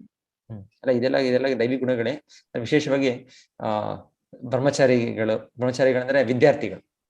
ಬ್ರಹ್ಮಚಾರಿಗೆ ಸ್ವಾಧ್ಯಾಯ, ವೇದಾಧ್ಯಯನ, ಮತ್ತೆ ವಾನಪ್ರಸ್ಥಕ್ಕೆ ತಪಸ್ಸು ಪ್ರಭುಜಿ. ತಪಸ್ಸು, ಎಸ್ ಮಾತಾಜಿ, ಎಸ್. ಸೊ ಇದು ವೇದಾಧ್ಯಯನ ಅಂದ್ರೆ ವಿದ್ಯಾರ್ಥಿ ಜೀವನದಲ್ಲಿ ಅವ್ರು ಚಿಕ್ಕ ವಯಸ್ಸಿನಲ್ಲಿ 5 ವರ್ಷದಲ್ಲೇ ಅವರು ಹೋಗ್ತಾ ಇದ್ರು. ಅವರು ಗುರುವಿನ ಆಶ್ರಯದಲ್ಲಿರ್ತಾರೆ. ಅವ್ರು ರಾಜಕುಮಾರನಾಗಿರ್ಬೋದು. ರಾಜಕುಮಾರನ್ ಅಂದ್ರೆ ಏನಿಲ್ಲ, ಅವರಿಗೆ ಎಲ್ಲ ಸೌಲಭ್ಯಗಳಿದೆ. ಆದ್ರೂ ಕೂಡ ಅದು ಕ್ರಮ. ಅವ್ರು ಕೂಡ ಒಂದು ಗುರುವಿನ ಹತ್ತಿರ ಹೋಗಿ ಗುರುವಿನ ದಾಸನಾಗಿ ಅವರು ಹೇಳ್ತಾರೆ, ಬ್ರಹ್ಮಚಾರಿ ಗುರುಕುಲೇ ವಸನ್. ಬ್ರಹ್ಮಚಾರಿ ಎಲ್ಲಿರ್ಬೇಕು? ಗುರುಕುಲದಲ್ಲಿರ್ಬೇಕು ಅಂತ ಹೇಳ್ತಾರೆ. ಇವಾಗ ನಾವು ಬ್ರಹ್ಮಚಾರಿ ಅಂದ್ರೆ ನಾವು ಮನೆಯಲ್ಲಿ ಇರ್ತೇವೆ, ನಾವು ಆ ರೀತಿ ನಾವು ಮೊದಲಿಗೆ ವಿದ್ಯಾರ್ಥಿ ಜೀವನ, ಇಲ್ಲಾಂದ್ರೆ hostel life. Okay, hostel life ಅಂದ್ರೆ ಅದ್ರಲ್ಲಿ ಗುರುವಿನ ಆಶ್ರಯದಲ್ಲಿ ಇರಬೇಕು. ಸೊ ಬ್ರಹ್ಮಚಾರಿ ಅಂದ್ರೆ ಮೊದಲಿಗೆ ಗುರುಕುಲೇ ಬಸ ದಾಂತ ಇಂದ್ರಿಯಗಳನ್ನ ನಿಗ್ರಹಿಸ್ತಾರೆ ಅವರು. ಆಮೇಲೆ ಆಚರಣ್ ದಾಸವನ್ ನೀಚು, ಆಚರಣ್ ಅವ್ರ ಆಚಾರ ಆಗಿರುತ್ತೆ ಅಂದ್ರೆ ಗುರುವಿನ ದಾಸನಾಗಿ, ಅವ್ರ ರಾಜನ ಪುತ್ರನಾಗಿರ್ಬೋದು, ರಾಜ್ಕುಮಾರ, ಆದ್ರೆ ಗುರುವಿನ ಹತ್ತಿರ ಹೋದ್ಮೇಲೆ ಆ ದಾಸ ಅಂದ್ರೆ ಅವ್ರ ಆಜ್ಞೆ ಆದೇಶ ಹೇಗೆ ಅದನ್ನ ತುಂಬಾ ವಿನಯವಾಗಿ ನಮ್ರವಾಗಿ ಪಾಲನೆ ಮಾಡುತ್ತೆ. ಗುರುವ್ರ ಸುದೃಢ ಸೌಹೃದ, ಆಮೇಲೆ ಆ ಗುರು ಜೊತೆ ಅಷ್ಟು ಒಂದು ಅವರ ಒಂದು ಸಂಬಂಧ ಇರುತ್ತೆ ಅಂದ್ರೆ ಅಷ್ಟು ಆತ್ಮೀಯ ಸಂಬಂಧವನ್ನು ಬೆಳೆಸುತ್ತೆ, ಅಷ್ಟು ಸರ್ವಸ್ವ ಅವ್ರ ಗುರುನೇ ಅವ್ರಿಗೆ. ಆ ರೀತಿ ಚಿಕ್ಕ ಮಕ್ಕಳಾಗಿ ಅವ್ರಿಗೆ ಆ ರೀತಿ ಒಂದು ತರಬೇತಿ ಇರ್ತಾ ಇತ್ತು. ಮಕ್ಕಳಾಗಿ ನಾವ್ ಏನು ಅವ್ರಿಗೆ ತರಬೇತಿ ಕೊಟ್ಟರು ಅವ್ರು ಹಾಗೇ ನಿಂತು ಹೋಗ್ತಾರೆ ಅವ್ರಿಗೆ. ಸೊ ಹೀಗೆ ಇಷ್ಟು ಮಟ್ಟಿಗೆ ತಪಸ್ಸೆ ಅಂದ್ರೆ ಮಕ್ಕಳಿದ್ರು ಹೇಳ್ತಾರೆ ಗುರು ಅವ್ರಿಗೆ ಕಳಿಸ್ತಾ ಇದ್ರು, ಹೋಗಿ ಅವ್ರಿಗೇನೋ ಫೀಸ್ ಇರ್ತಾ ಇರಲಿಲ್ಲ, ನೀವು ಇಷ್ಟು ಹಣ ಕೊಟ್ಟೇನೆ ನಾನು ನಿಮ್ಗೆ ಈಗ ವಿದ್ಯೆಯನ್ನು ಕೊಡೋದು ಅಂತ ಏನಿಲ್ಲ. ಸೊ ಅವ್ರು ಯಾರು ಬೇಕಾದ್ರೂ ಹೋಗ್ಬೋದು, ಕಲಿಬಹುದು. ಆದ್ರೆ ಗುರುಗೆ ಅವರ ಒಂದು ದಿನಚರಿ, ಅವರ ಹೀಗೆ ಅವರ ದಿನನಿತ್ಯ ಇದು ನಡೀತಾ ಇತ್ತು ಅಂದ್ರೆ ಅವ್ರು ಹೋಗಿ ಭಿಕ್ಷೆ ಕೇಳ್ತಾ ಇದ್ರು ಇನ್ನೊಬ್ಬರ ಹತ್ರ. ಈ ಬ್ರಹ್ಮಚಾರಿಗಳು ಹೋಗ್ತಾ ಇದ್ರು, ಗುರುವಿನ ಪರವಾಗಿ ಚಿಕ್ಕ ಮಕ್ಕಳು ಅವ್ರು ಹೋಗ್ತಾ ಇದ್ರು. ಸೊ ಎಲ್ಲರೂ ಕೂಡ ಏನಾದ್ರು ಅವ್ರ ಸಾಧ್ಯವಾದಷ್ಟು ಒಂದು ಇದಿಷ್ಟು ಧಾನ್ಯಗಳು ಒಂದಿಷ್ಟು ಅಷ್ಟು ಕೊಡ್ತಾ ಇದ್ರು ಬ್ರಹ್ಮಚಾರಿ ಅವ್ರು ಚಿಕ್ಕ ಮಕ್ಕಳಿಗೆ. ಸೊ ಅವರೆಲ್ಲ ತಂದು ಗುರುಗೆ ಒಪ್ಪಿಸ್ತಾರೆ. ಸೊ ನಂತರ ಗುರು ಪತ್ನಿ ಇದ್ರೆ ಅವರು ಅದನ್ನ ತಯಾರಿ ಮಾಡೋ, ಗುರು ಆಶ್ರಮದಲ್ಲಿ ಇನ್ನೊಂದು ರೀತಿ ಅದನ್ನ ತಯಾರಿ ಮಾಡಿದ ಆಹಾರ ಭಗವಂತನ ನೈವೇದ್ಯ ಮಾಡಿದ್ಮೇಲೆ ಗುರು ಕರಿತಾ ಇದ್ರು ಯಾರಿಗೆ, ಬ್ರಹ್ಮಚಾರಿ ಅವ್ರ ಶಿಷ್ಯರಿಗೆ, ಬನ್ನಿ ನೀವು ಆಹಾರವನ್ನು ಸ್ವೀಕರಿಸಿ ಅಂತ. ಏನೋ ಒಂದು ಕಾರಣಕ್ಕೆ ಆ ದಿವಸ ಮರ್ತೋಗ್ಬಿಟ್ರು ಗುರು. ಸೊ ಸಾಧಾರಣ ಮರೆಯೋದಿಲ್ಲ, ಅದ್ರ ಏನಾದ್ರು ಮರ್ತಾರೆ ಹೇಳ್ತಾರೆ ಇವರು ಬ್ರಹ್ಮಚಾರಿಗಳು ವಿದ್ಯಾರ್ಥಿಗಳು ಹೋಗಿ, ಅಯ್ಯೋ ನಾವು ತಂದದ್ದು ಎಲ್ಲ ನಿಮಗೆ, ನೀವು ಈಗ ನಮ್ಮನ್ನ ಕರೀಲಿಲ್ಲ ಆಹಾರಕ್ಕೆ ಅಂತಾನೂ ಇಲ್ಲ ಅಂತ. ಅವ್ರು ಇಲ್ಲ, ಏನೋ ಇವತ್ತು ನಾವು ಇವತ್ತು ಉಪವಾಸ ಮಾಡ್ಬೇಕು ಅಂತೇಳಿ ನಾವು ಗುರುವಿನ ಏನೋ ಆಜ್ಞೆನೋ ಇಲ್ಲಾಂದ್ರೆ ಅವರ ಸಂಕಲ್ಪನೋ ಅಂತ ಆ ರೀತಿಯಲ್ಲಿ ಅವರು ಉಪವಾಸ ಇರ್ತಾರೆ. ಸೊ ಅಷ್ಟು ಒಂದು ಇದಾಗಿ ಅವ್ರು ಹೋಗಿ ಆಚಾರ್ಯ ಪ್ರಭುಪಾದರು ಅಷ್ಟೊಂದು ತೀವ್ರ ತಪಸ್ಸು ಭಾವನೆ ಬೆಳೆಸ್ತಾ ಇದ್ರು ಅವರು ಅಂತ ಹೇಳ್ತಾರೆ. ಸೊ ಇವಾಗ ಆತರ ಇಲ್ಲ, ಇವಾಗ ನಮ್ಗೆ ಇದು ಬೇಕು ಅದು ಬೇಕು, ಈ ಜಂಕ್ ಫುಡ್ ಇನ್ನೊಂದು ಈ ರೀತಿ ನಾವು ಮಕ್ಕಳಿದ್ದಾಗ ನಮ್ಗೆ ಒಂದ್ ರೀತಿ ತರಬೇತಿ ನಡೀತೆ. ಆದ್ರೆ ಹಿಂದೆ ಗುರುಕುಲ ಜೀವನದಲ್ಲಿ ಇಂದ್ರಿಯ ನಿಗ್ರಹ ಅಂದ್ರೆ ಈ ರೀತಿ ಅವ್ರಿಗೆ ನಡೀತಾ ಇತ್ತು, ಮಕ್ಕಳಿಂದಾನು ಅವ್ರಿಗೆ ನಡೀತಾ ಇತ್ತು ಅಂತ ಹೇಳ್ತಾರೆ. ಆಹಾರ ಇದು ಎಲ್ಲ ಪ್ರತಿಯೊಂದು ಮಕ್ಕಳ ಒಂದು ವಯಸ್ಸುವರೆಗೂ ಅವ್ರ ಆಟ ಅವ್ರಿಗೆ ಫುಲ್ ಸಂಪೂರ್ಣವಾಗಿರ್ತಾ ಇದೆ. ಕೃಷ್ಣನೇ ನಾವು ನೋಡೋದು ವೈಶ್ಯ ಇದರಲ್ಲಿದ್ದಾಗ ಒಂದು ದಂಡಮಹಾರಾಜನ ಮಗನಾಗಿ ಅವಾಗೇನು ಅವರು ಶಾಲೆಗೆ ಎಲ್ಲೂ ಹೋಗ್ಲಿಲ್ಲ ಚಿಕ್ಕ ವಯಸ್ಸಲ್ಲಿ. ಸೊ ಅಷ್ಟವರೆಗೂ ಅವರು ಪ್ರಕೃತಿಯಲ್ಲಿ ಇನ್ನೊಂದು ಆಟದಲ್ಲಿ ಅವರ ದೇಹವನ್ನು ತುಂಬಾ ಒಂದು ಆರೋಗ್ಯವಾಗಿ ಮಾಡ್ಕೊಳ್ತಾರೆ, ಒಳ್ಳೆ ಆಹಾರ ತಾಯಿ ಯಶೋದೆ ಕೊಡ್ತಾ ಇದ್ರು.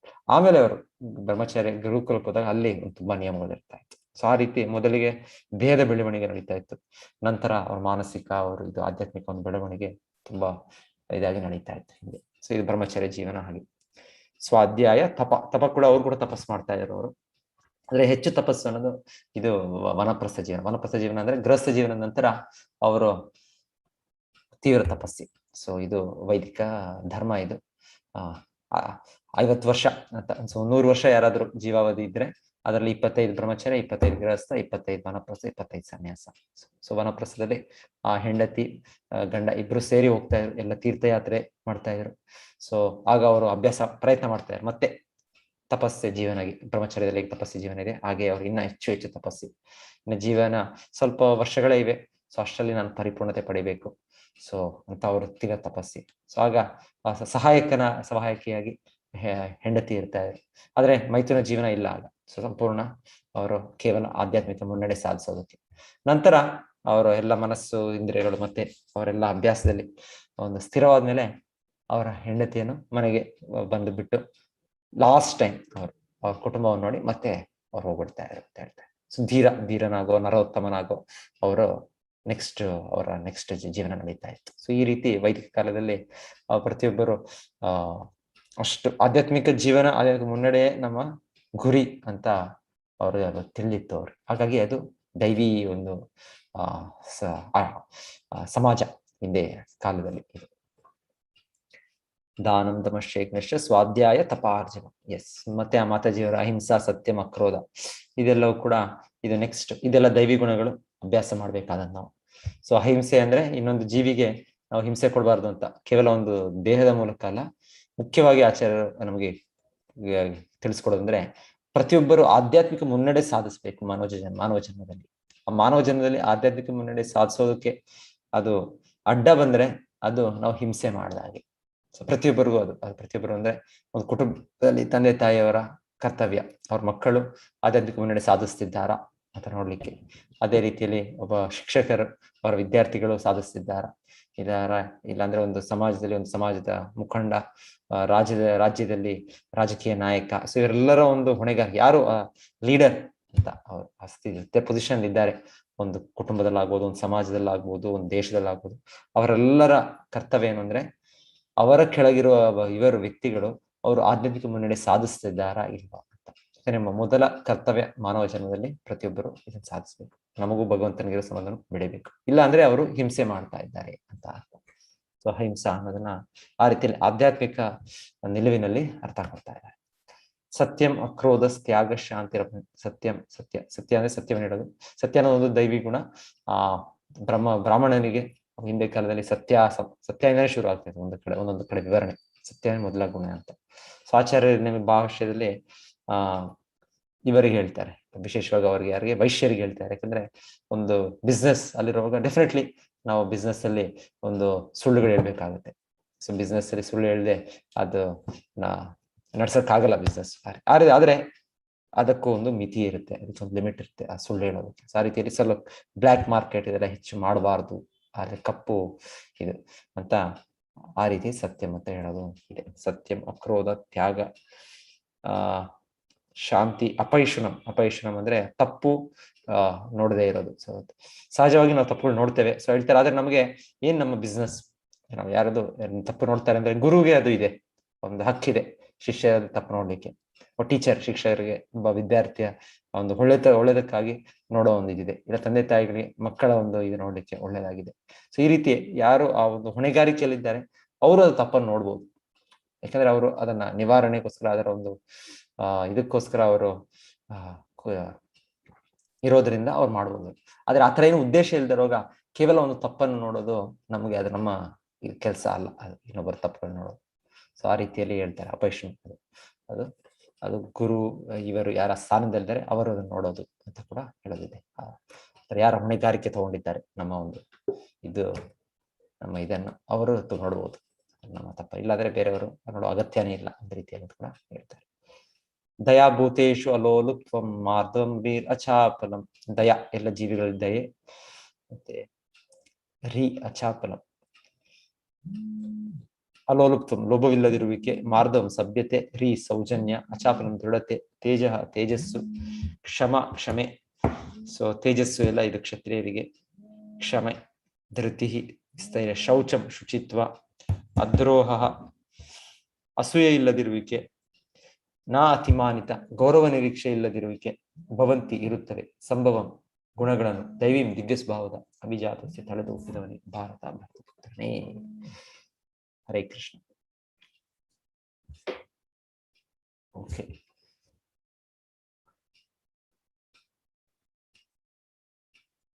ಸೊ ಈ ಅಧ್ಯಾಯದಲ್ಲಿ ಭಗವಂತನು ಈ ದೈವಿ ಗುಣಗಳನ್ನು ಒಂದು 3-4 ವರ್ಷ ಶ್ಲೋಕದಲ್ಲೇ ವಿವರಿಸ್ಬಿಡ್ತಾನೆ ಭಗವಂತ. ಆಕ್ಚುಲಿ ಭಗವಂತ ಸಂಪೂರ್ಣ ದೈವಿ ಗುಣಗಳು ಹೇಳ್ತಾ ಇರೋದು. ಮುಕ್ತ ಪುರುಷರು, ಸ್ಥಿತಪ್ರಜ್ಞರು, ಅವರ ಲಕ್ಷಣಗಳೇ ಇವೆ. ಸೊ ಈ ಅಧ್ಯಾಯದಲ್ಲಿ ವಿಶೇಷವಾಗಿ ಭಗವಂತನು ಅದನ್ನು ಒಂದು ಕೆಲವು ಮಾತುಗಳನ್ನೇ ಮುಗಿಸೋದು ನೋಡ್ತೇನೆ.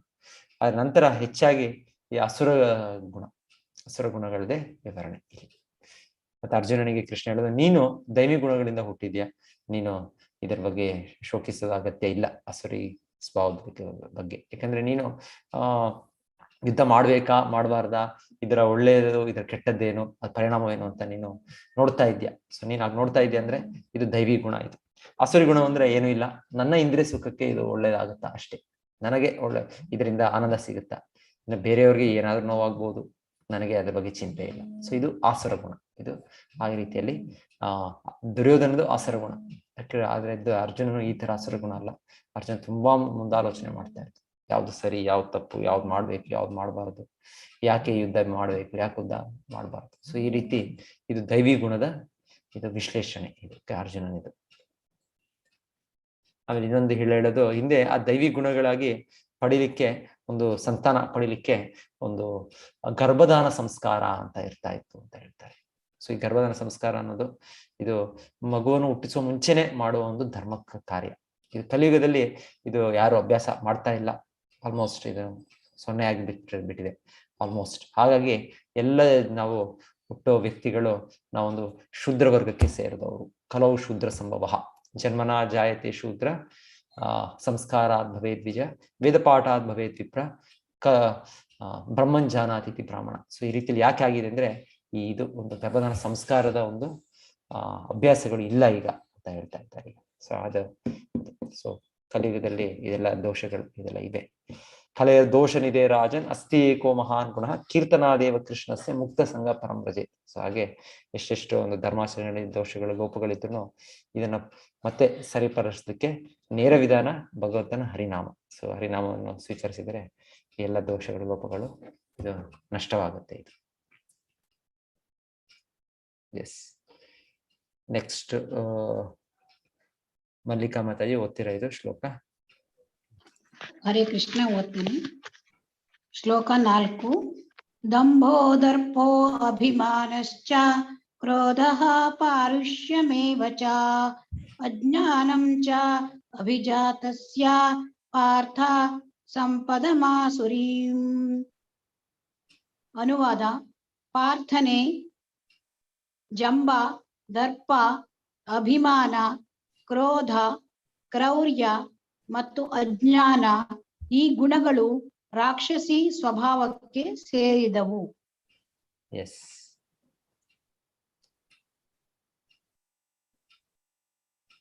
ಇನ್ನೊಂದು ಓದಿ ಮಾತಾಜಿ. ಶ್ಲೋಕ 5. ದೈವಿ ಸಂಪದ್ ವಿಮೋಕ್ಷಾಯ ನಿಬಂಧಾಯ ಸುರೀಮತಾ ಮಾ ಶುಚಃ ಸಂಪದಂ ದೈವೀಂ ಅಭಿಜಾತೋಸಿ ಪಾಂಡವ. ಅನುವಾದ: ದೈವಿ ಗುಣಗಳು ಮುಕ್ತಿಗೆ ಸಾಧನವಾಗುತ್ತವೆ, ಆಸುರಿ ಗುಣಗಳು ಬಂಧನಕ್ಕೆ ಸಾಧನವಾಗುತ್ತವೆ.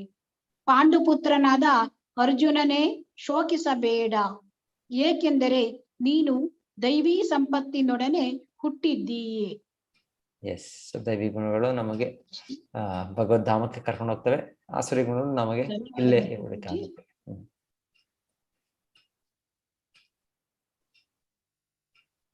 ಹಾ, ಮತ್ತೆ ನೆಕ್ಸ್ಟ್ ಯಾರು ಹೋಗ್ತಾರೆ? ಹರೇ ಕೃಷ್ಣ ಮಾತಾಜಿ. ಶಶಿಕಲಾ ಮಾತಾಜಿ ಓದ್ತೀರಾ?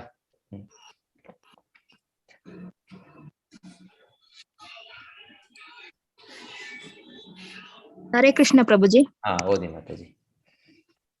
ದೌಭೂತ ಸರ್ಗೌ ಲೋಕಸ್ಮಿನ್ ದೈವ ಅಸುರ ಹೇವ ಚ ದೈವೋ ಇಸ್ತರುಷಃ ಪ್ರೋಕ್ತ ಅಸುರಂ ಪಾರ್ಥ ಮೇ ಶೃಣು. ಅನುವಾದ: ಪಾರ್ಥನೆ, ಜಗತ್ತಿನಲ್ಲಿ ಸೃಷ್ಟಿಯಾಗಿರುವವರಲ್ಲಿ 2 ವಿಧಗಳು ಇವೆ. ಒಂದು ದೈವಿ ವರ್ಗ ಮತ್ತು ಇನ್ನೊಂದು ಅಸುರಿ ವರ್ಗ. ದೈವಿ ಗುಣಗಳನ್ನು ಈಗಾಗಲೇ ವಿವರವಾಗಿ ಹೇಳಿದ್ದೇನೆ, ಇನ್ನು ಅಸುರಿ ಗುಣಗಳನ್ನು ಕೇಳು. ಸೊ ಈ ಅಧ್ಯಾಯದಲ್ಲಿ ಭಗವಂತನು ಈ ಲೋಕದಲ್ಲಿ ಇರೋ ಜೀವಿಗಳು, ಹಿಂದೆ ಅಧ್ಯಾಯದಲ್ಲಿ ನಾವು ಕೇಳಿದ್ದು ಅಕ್ಷರರು ಅಂತ ಭಗವಂತನ ಹೇಳೋದು. ವಿಶೇಷವಾಗಿ ಈ ಲೋಕದಲ್ಲಿರೋರೆಲ್ಲರೂ ಅಕ್ಷರರು ಅಂತ ಭಗವಂತನ ಹೇಳೋದು. ಸೊ ಈ ರೀತಿ ಭಗವಂತನ ಅಕ್ಷರರಿಗೆ ಹೆಚ್ಚಾಗಿ ಇಲ್ಲಿ ಹೇಳ್ತಾರೆ. ನಾವರು ಪತಿತ ಬದ್ಧಾತ್ಮರು. ಸೊ ನಮಗೆ 2 ರೀತಿಯಲ್ಲಿ ಇದ್ದೇವೆ ನಾವು. ಸೊ ಒಂದು ದೈವಿ ಗುಣದಲ್ಲಿರೋರು, ಇನ್ನೊಂದು ಆಸುರ ಗುಣದಲ್ಲಿರೋರು ಅಂತ ಭಗವಂತನ ಹೇಳ್ತಾರೆ. ವಿಶೇಷವಾಗಿ ಆಸುರ ಗುಣವೇ ಹೆಚ್ಚು. ಭಗವಂತನ ಮರೆತು ನಾವು ಆಸುರ ಗುಣದಲ್ಲೇ ಹೆಚ್ಚು ಇದೆ. ಅಲ್ಲಿಂದ ನಾವು ದೈವಿ ಗುಣ ಪಡಿತಾ ಮತ್ತೆ ನಾವು ಭಗವದ್ಧಾಮಕ್ಕೆ ಹೋಗೋಕೆ ಅಕ್ಷರರಾಗಕ್ಕೆ ಸಾಧ್ಯ. ಸೊ ಈ ಜಗತ್ತಿನಲ್ಲಿ ಭಗವಂತನ ಹೇಳೋದು 2 ವಿಧಗಳು, ದೈವಿ ವರ್ಗದವರು, ಆಸುರಿ ವರ್ಗದವರು.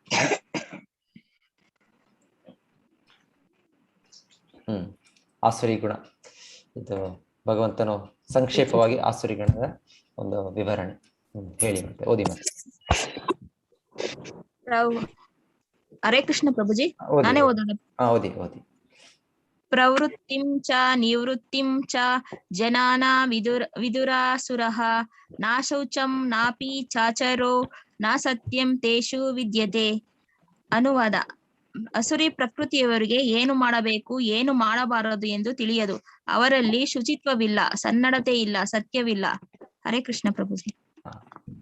ಸೊ ಇದು ಆಸುರಿ ವರ್ಗದಲ್ಲಿ ಅಂದ್ರೆ ಯಾವುದು ನಮಗೆ ಧರ್ಮ ನಿಯಮಗಳು, ಯಾವ ಧರ್ಮ ನಿಯಮಗಳು ಉಲ್ಲಂಘನೆ ಮಾಡಿದ್ರೆ ಏನಾಗುತ್ತೆ ಅದರ ಒಂದು ಇದು ಇಲ್ಲ. ಅಂತ ಭಗವಂತ ಹೇಳ್ತಾರೆ. ಸೊ ಇದು ಯಾಕೆ ಆಗುತ್ತೆ ಅನ್ನೋದು ಅವರ ಒಂದು ನಾಸ್ತಿಕತೆಯಿಂದ ಆಗುತ್ತೆ ಅಂತ ಭಗವಂತನು ಇದು ಅಸುರ ಸಿದ್ಧಾಂತವನ್ನು ಕೊಡ್ತಾ ಇದ್ದಾರೆ. ಪ್ರತಿಯೊಂದು ಕೂಡ ಒಂದು ನಮ್ಮ ಒಂದು ಏನು ನಮ್ಮ ನಂಬಿಕೆ, ಏನು ಒಂದು ನಮ್ಮ ಜ್ಞಾನ, ಅದರ ಮೇಲೆ ಅವಲಂಬಿಸಿದೆ.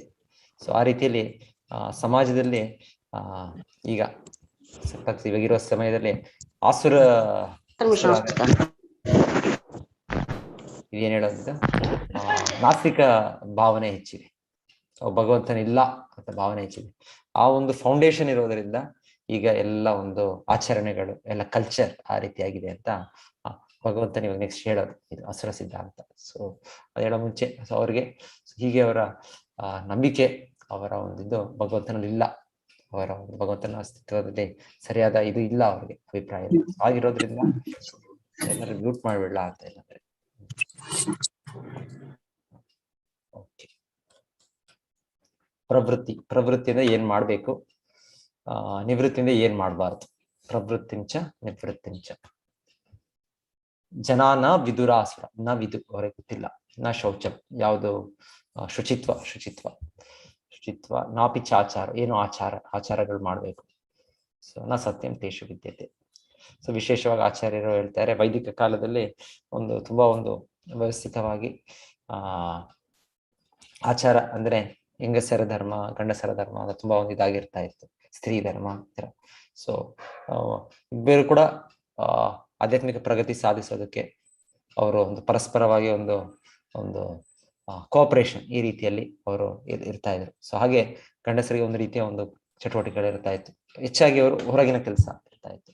ಸೊ ಈಗ ಇರುವ ಸಮಯದಲ್ಲಿ ಅದನ್ನ ಮತ್ತೆ ಸಂಪೂರ್ಣವಾಗಿ ಇದು ಮಾಡೋದು ಅಂತಲ್ಲ, ಅದು ಹೇಳೋದು ಆ ರೀತಿ ಮಾನಸಿಕವಾದ ಒಂದು ಇದು ಮನಸ್ಥಿತಿ, ಇನ್ನೊಂದು ಆ ರೀತಿಯ ಒಂದು ಇದು ವೈದಿಕ ಇದರಲ್ಲಿ ಉಪಯೋಗಿಸ್ತಾ ಇದ್ದಾರೆ.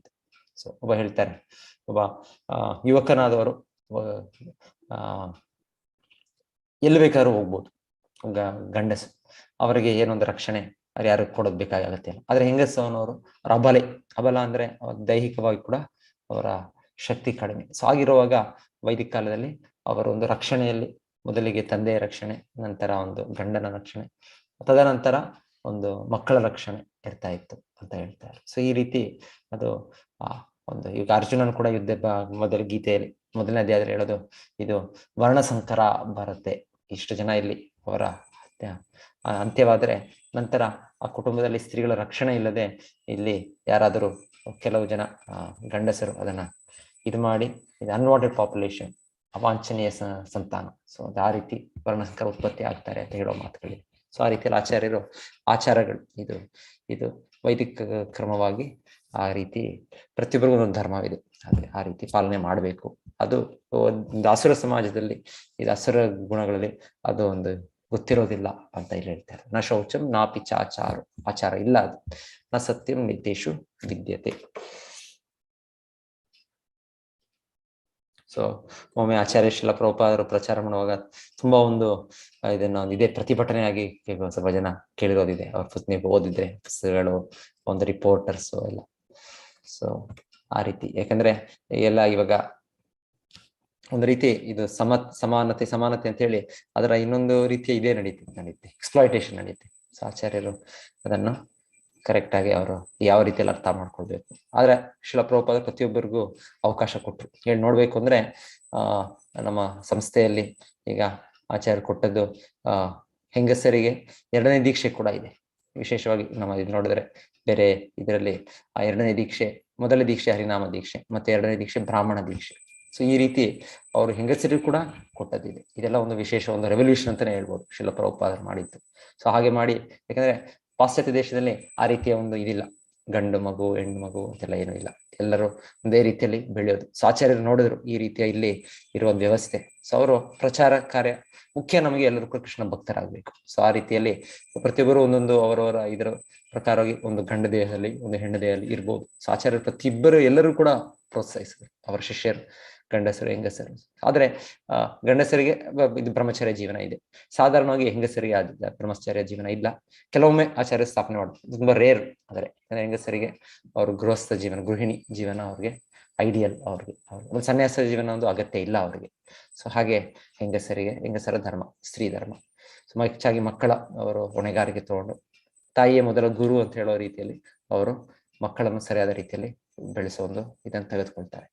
ಸೊ ಹೀಗೆ ಆಚಾರ್ಯರು ಅವ್ರಿಗೂ ಕೂಡ ಅವರ ಶಿಷ್ಯರಿಗೆ ತುಂಬಾ ಒಂದು ಪ್ರೋತ್ಸಾಹ ಕೊಟ್ಟು ಈ 2ನೇ ದೀಕ್ಷೆ ಕೂಡ ಕೊಟ್ಟು ಎಷ್ಟು ನಮ್ಮ ಹೊರ ದೇವಸ್ಥಾನದಲ್ಲಿ ಭಾರತದಲ್ಲಿ ಕಡಿಮೆ ಇದು, ಯಾಕಂದ್ರೆ ಇಲ್ಲಿ ಸಂಸ್ಕೃತಿ ಸ್ವಲ್ಪ ಬೇರೆ ಆ ರೀತಿಯಲ್ಲಿ. ಸೊ ಇದೇ ಆಚರಣೆ ಪೂಜೆ ಮಾಡೋರು ಇದ್ದಾರೆ, ಆದ್ರೆ ತುಂಬಾ ಕಡಿಮೆ. ಸೊ ಹೊರ ದೇಶದಲ್ಲಿ ಎಷ್ಟೋ ಜನ ಪೂಜಾರಿಗಳು ಸಹ ಹೆಂಗಸರೆ. ಸೊ ನಾವು ನೋಡೋದು ಆ ಒಂದು ಭಗವಂತನ ಶೃಂಗಾರ, ಅವನ ಭಗವಂತನಿಗೆ ಸೇವೆ ಅಷ್ಟು ಒಂದು ಇದಾಗಿ ವಿಜೃಂಭಣೆಯಲ್ಲಿ ಅಷ್ಟು ಒಂದು ಇದಾಗಿ ಮಾಡೋದು. ಸೊ ಆಚಾರ್ಯರು ಈ ರೀತಿಯಲ್ಲಿ ಪ್ರತಿಯೊಬ್ಬರಿಗೂ ಪ್ರೋತ್ಸಾಹ ಕೊಟ್ಟು ಅವರನ್ನು ಭಗವಂತನ ಸೇವೆಯಲ್ಲಿ ತೊಡಗಿಸಿದರು. ಸೊ ಇದು ಮುಖ್ಯವಾದದ್ದು ಉದ್ದೇಶ ಭಗವಂತನ ಭಕ್ತರಾಗೋದು. ಸೊ ಆದರೆ ಇಂದು ಲೌಕಿಕ ಸಮಾಜದಲ್ಲಿ ಒಂದು ರೀತಿಯಲ್ಲಿ ಪ್ರತಿಯೊಬ್ಬರು ಒಂದೊಂದು ಸ್ಥಿತಿಯಲ್ಲಿದ್ದಾರೆ. ಸೊ ಅದರ ಅನುಸಾರವಾಗಿ ಒಂದು ಧರ್ಮ ನಿಯಮಗಳು ಪಾಲನೆ ಮಾಡೋದಿದೆ. ಸೊ ಹೆಂಗಸರಿಗೆ ಒಂದು, ಗಂಡಸರಿಗೆ ಒಂದು. ಸೊ ಈ ರೀತಿಯ ನಿಯಮಗಳು ಅದು ನಮಗೆ ಸಹಾಯ ಮಾಡುತ್ತೆ ಆ ರೀತಿ ನಾವು ಆಧ್ಯಾತ್ಮಿಕ ಮುನ್ನಡೆ ಸಾಧಿಸ್ಲಿಕ್ಕೆ. ಇಲ್ಲ ಅಂದ್ರೆ ಈ ನಿಯಮಗಳೇನಿದೆ, ಖಾಲಿಯ ನಿಯಮಗಳನ್ನ ನಾವು ಪಾಲನೆ ಮಾಡೋದು ಅದು ಮುಖ್ಯವಲ್ಲ. ನಿಯಮಗಳ ಹಿನ್ನೆಲೆ ತುಂಬಾ ಮುಖ್ಯ. ಹಿನ್ನೆಲೆ ಅಂದ್ರೆ ಪ್ರತಿಯೊಬ್ಬರು ಭಗವಂತನ ಶುದ್ಧ ಭಕ್ತರಾಗಬೇಕು. ಸೊ ಆ ಹಿನ್ನೆಲೆಯನ್ನು ಮುಂದೆ ಇಟ್ಕೊಂಡು ನಾವು ಒಂದು ಕಾಲ ಸಮಯಕ್ಕೆ ಒಂದೊಂದು ನಿಯಮಗಳನ್ನ ಸ್ವಲ್ಪ ಹೆಚ್ಚು ಕಡಿಮೆ ಮಾಡ್ಬೋದು. ಸೊ ಆಚಾರ್ಯರು ಆ ರೀತಿಯಲ್ಲಿ ಈ ಸಂಸ್ಥೆಯಲ್ಲಿ ಪ್ರಚಾರ ಮಾಡ್ಲಿಕ್ಕೆ ಅವರು ಅದರಲ್ಲಿ ತುಂಬಾ ಇದಾದ್ರು, ಸಕ್ಸಸ್ಫುಲ್ ಆದ್ರು ಆಚಾರ್ಯ ಶ್ರೀಲ ಪ್ರಭುಪಾದ ಹೇಳ್ಬೇಕು ಅಂದ್ರೆ. ಸೊ ಹೇಳ್ತಾರೆ ಶ್ರೀಲ ಪ್ರಭುಪಾದರು ಇಲ್ಲಿ ಹೋಗೋ ಮುಂಚೆ ಅವರ ಗುರುಗಳು ಕೂಡ ಕಳ್ಸಿರ್ತಾರೆ ಪ್ರಚಾರಕ್ಕೆ, ಆದ್ರೆ ಅವ್ರು ಯಾರು ಸಕ್ಸಸ್ಫುಲ್ ಆಗ್ಲಿಲ್ಲ ಅವರು. ಯಾಕಂದ್ರೆ ಅವರು ಅಲ್ಲಿರೋ ಕಂಡೀಷನ್ಸ್, ಅಲ್ಲಿರೋ ಇದು ನೋಡೋದು, ಸ್ಟಡಿ ಮಾಡೋದ್ರಲ್ಲಾಗ್ಬೋದು, ಇನ್ನೊಂದು ಮಾಡೋದ್ರಲ್ಲಾಗ್ಬೋದು, ಅಲ್ಲಿ ಸಕ್ಸಸ್ ಅವ್ರು ಇದಾಗ್ಲಿಲ್ಲ ಅವರು. ಸೊ ಆಚಾರ್ಯರು ಅದನ್ನ ನೋಡಿದ್ರು, ಅಲ್ಲಿ ಹೇಗೆ ವ್ಯವಸ್ಥೆ ಇದೆ, ಹೇಗೆ ಸಾಮಾಜಿಕ ಸಂಸ್ಕೃತಿ ಹೇಗಿದೆ ಎಲ್ಲ ನೋಡಿ ಅವ್ರ ಆಚಾರ್ಯರು ಮೊದಲಿಗೆ ಅವ್ರ ಮೊದಲ ಶಿಷ್ಯರು ತುಂಬಾ ಜನ ಹೆಚ್ಚು ಮಂದಿ ಗೌರವಿಸ್ತಾರೆ. ಸೊ ಆಚಾರ್ಯರು ನೋಡಿದ್ರು ಇಲ್ಲಿ ಇದು ತುಂಬಾ ಒಂದು ಫ್ರೀ ಮಿಕ್ಸಿಂಗ್ ಇದೆ ಈ ಪಾಶ್ಚಾತ್ಯ ಸಮಾಜದಲ್ಲಿ. ಸೊ ಹಾಗಾಗಿ ಅವ್ರಿಗೆ ಕಟ್ಟುನಿಟ್ಟಾಗಿ ಈ ಬ್ರಹ್ಮಚರ್ಯ, ಸನ್ಯಾಸ ಇದೆಲ್ಲ ಕಷ್ಟ ಅಂತ ಅವ್ರಿಗೆ ಹೆಚ್ಚು ಜನಕ್ಕೆ ಮೊದಲು ಗೃಹಸ್ಥ ಜೀವನದಲ್ಲೇ ಅವರಿಗೆ ಪ್ರೋತ್ಸಾಹಿಸಿದ್ರು. ಸೊ ಇದಾಗಿ ಶ್ರೀಲ ಪ್ರಭುಪಾದರೆ ಅವರಿಗೆ ಮಾಡಿದ ಒಂದು ಇದಿದೆ, ಯಜ್ಞಗಳು, ಕಾರ್ಯಗಳು ಮಾಡಿಸಿರೋದು. ಸೊ ನಂತರ ಅವರು ಬೆಳವಣಿಗೆ ಆದಾಗ ಬಹಳ ಜನ ಅದರಲ್ಲೂ ಸನ್ಯಾಸಿಗಳು, ಬ್ರಹ್ಮಚಾರಿಗಳು. ಇಲ್ಲಾಂದ್ರೆ ಮೊದಲಿಗೆ ಆಚಾರ್ಯರು ಪಾಶ್ಚಾತ್ಯ ಸಮಾಜದಲ್ಲಿ ಆ ಸನ್ನಿವೇಶವನ್ನು ನೋಡಿ ಅವ್ರ ಪ್ರತಿಯೊಬ್ಬರಿಗೂ ಆ ಸ್ಥಿತಿಯಲ್ಲಿ ಅವ್ರು ಹೇಗೆ ಮುನ್ನಡೆ ಸಾಧಿಸೋದು ಆಧ್ಯಾತ್ಮಿಕ ಅಂದ್ರೆ ಅವ್ರಿಗೆ ಪ್ರೋತ್ಸಾಹ ಮಾಡಿದೆ. ಯಾಕಂದ್ರೆ ಈ ವರ್ಣಾಶ್ರಮ ಧರ್ಮದಲ್ಲಿ ಆ ನಿಯಮಗಳು ಪಾಲನೆ ಮಾಡ್ತಾ ಇದ್ರೆ ಎಲ್ಲರೂ ಕೂಡ ಮುಂದೆ ಆಧ್ಯಾತ್ಮಿಕವಾಗಿ ಮುನ್ನಡೆ ಸಾಧಿಸ್ತಾ ಇದ್ದಾರೆ. ಸೊ ನ ಶೌಚಂ ನಾಪಿ ಚಾಚಾರ ನ ಸತ್ಯಂ ನೇಷು ವಿದ್ಯತೆ. ಸೊ ಈ ಅಸುರ ಸಮಾಜದಲ್ಲಿ ಇದೆಲ್ಲ ಗೊತ್ತಿಲ್ಲ. ಇದು ಅವರು ಕೇವಲ ಇಂದ್ರಿಯ ಸುಖವೇ ಅವರ ಗುರಿ ಆಗಿರೋದು, ಅವ್ರಿಗೆ ಇದೆಲ್ಲ ಗೊತ್ತಿಲ್ಲ ಅಂತ ಹೇಳ್ತಾ ಇರೋದು. ಓಕೆ, ನಂತರ ಡಿಸ್ಕಷನ್ ಲಾಸ್ಟ್ ಅಲ್ಲಿ ನೋಡೋಣ. ಇವತ್ತು 8:30 ಮುಗಿಸ್ಬೇಕಾಗತ್ತೆ. ಇದೇ ಲಿಂಕ್ 9 o'clock ಕ್ಲಾಸ್ ಬೇಗ ಮುಗಿಸ್ತೇವೆ. ಓಕೆ, ನೆಕ್ಸ್ಟ್ ಯಾರು ಹೋಗ್ತಾರೆ? ಛಾಯಾದೇವಿ ಮಾತಾಜಿ ಅನ್ಮ್ಯೂಟ್ ಮಾಡ್ಕೊಳ್ಳಿ, ಓದಿ ಇದು ಶ್ಲೋಕ. ಹರೇ ಕೃಷ್ಣ. ಶ್ಲೋಕ 8. ಅಸತ್ಯಂ ಪ್ರತಿಷ್ಠಂ ತೇ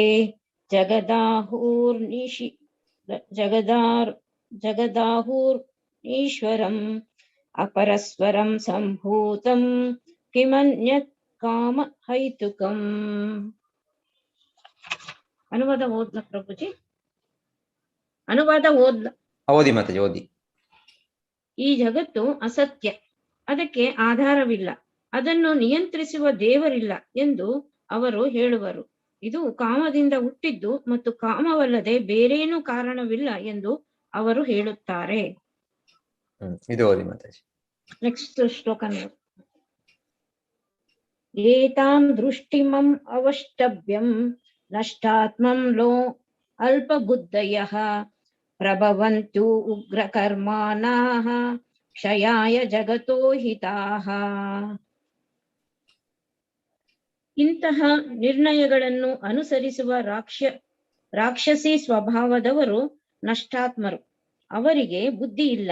ಅವರು ಜಗತ್ತಿನ ನಾಶಕ್ಕೆ ಕಾರಣವಾಗುವ ಉಗ್ರ ಕ್ರಮಗಳನ್ನು ಮಾಡುತ್ತಾರೆ. ಓಕೆ, ಆಯ್ತು ಮಾತಾಜಿ. ಸೊ ಹೀಗೆ ಇದು ಅಸುರ ಸಿದ್ಧಾಂತ, ನಾಸ್ತಿಕತೆ, ಇದೇ ಮೂಲ ಕಾರಣ ಹೀಗೆ ಆಸುರ ಗುಣ ಬರ್ಲಿಕ್ಕೆ. ಸೊ ಹೇಳ್ತಾರೆ, ಹಿಂದೆ ಭಾರತ ದೇಶದಲ್ಲಿ ಒಂದು 100 ವರ್ಷಗಳ ಹಿಂದೆ, 50 ವರ್ಷಗಳ 100 ವರ್ಷಗಳ ಹಿಂದೆ ಅಂತ ಪಟ್ಟಗಳು ಹೇಳ್ಬೋದು.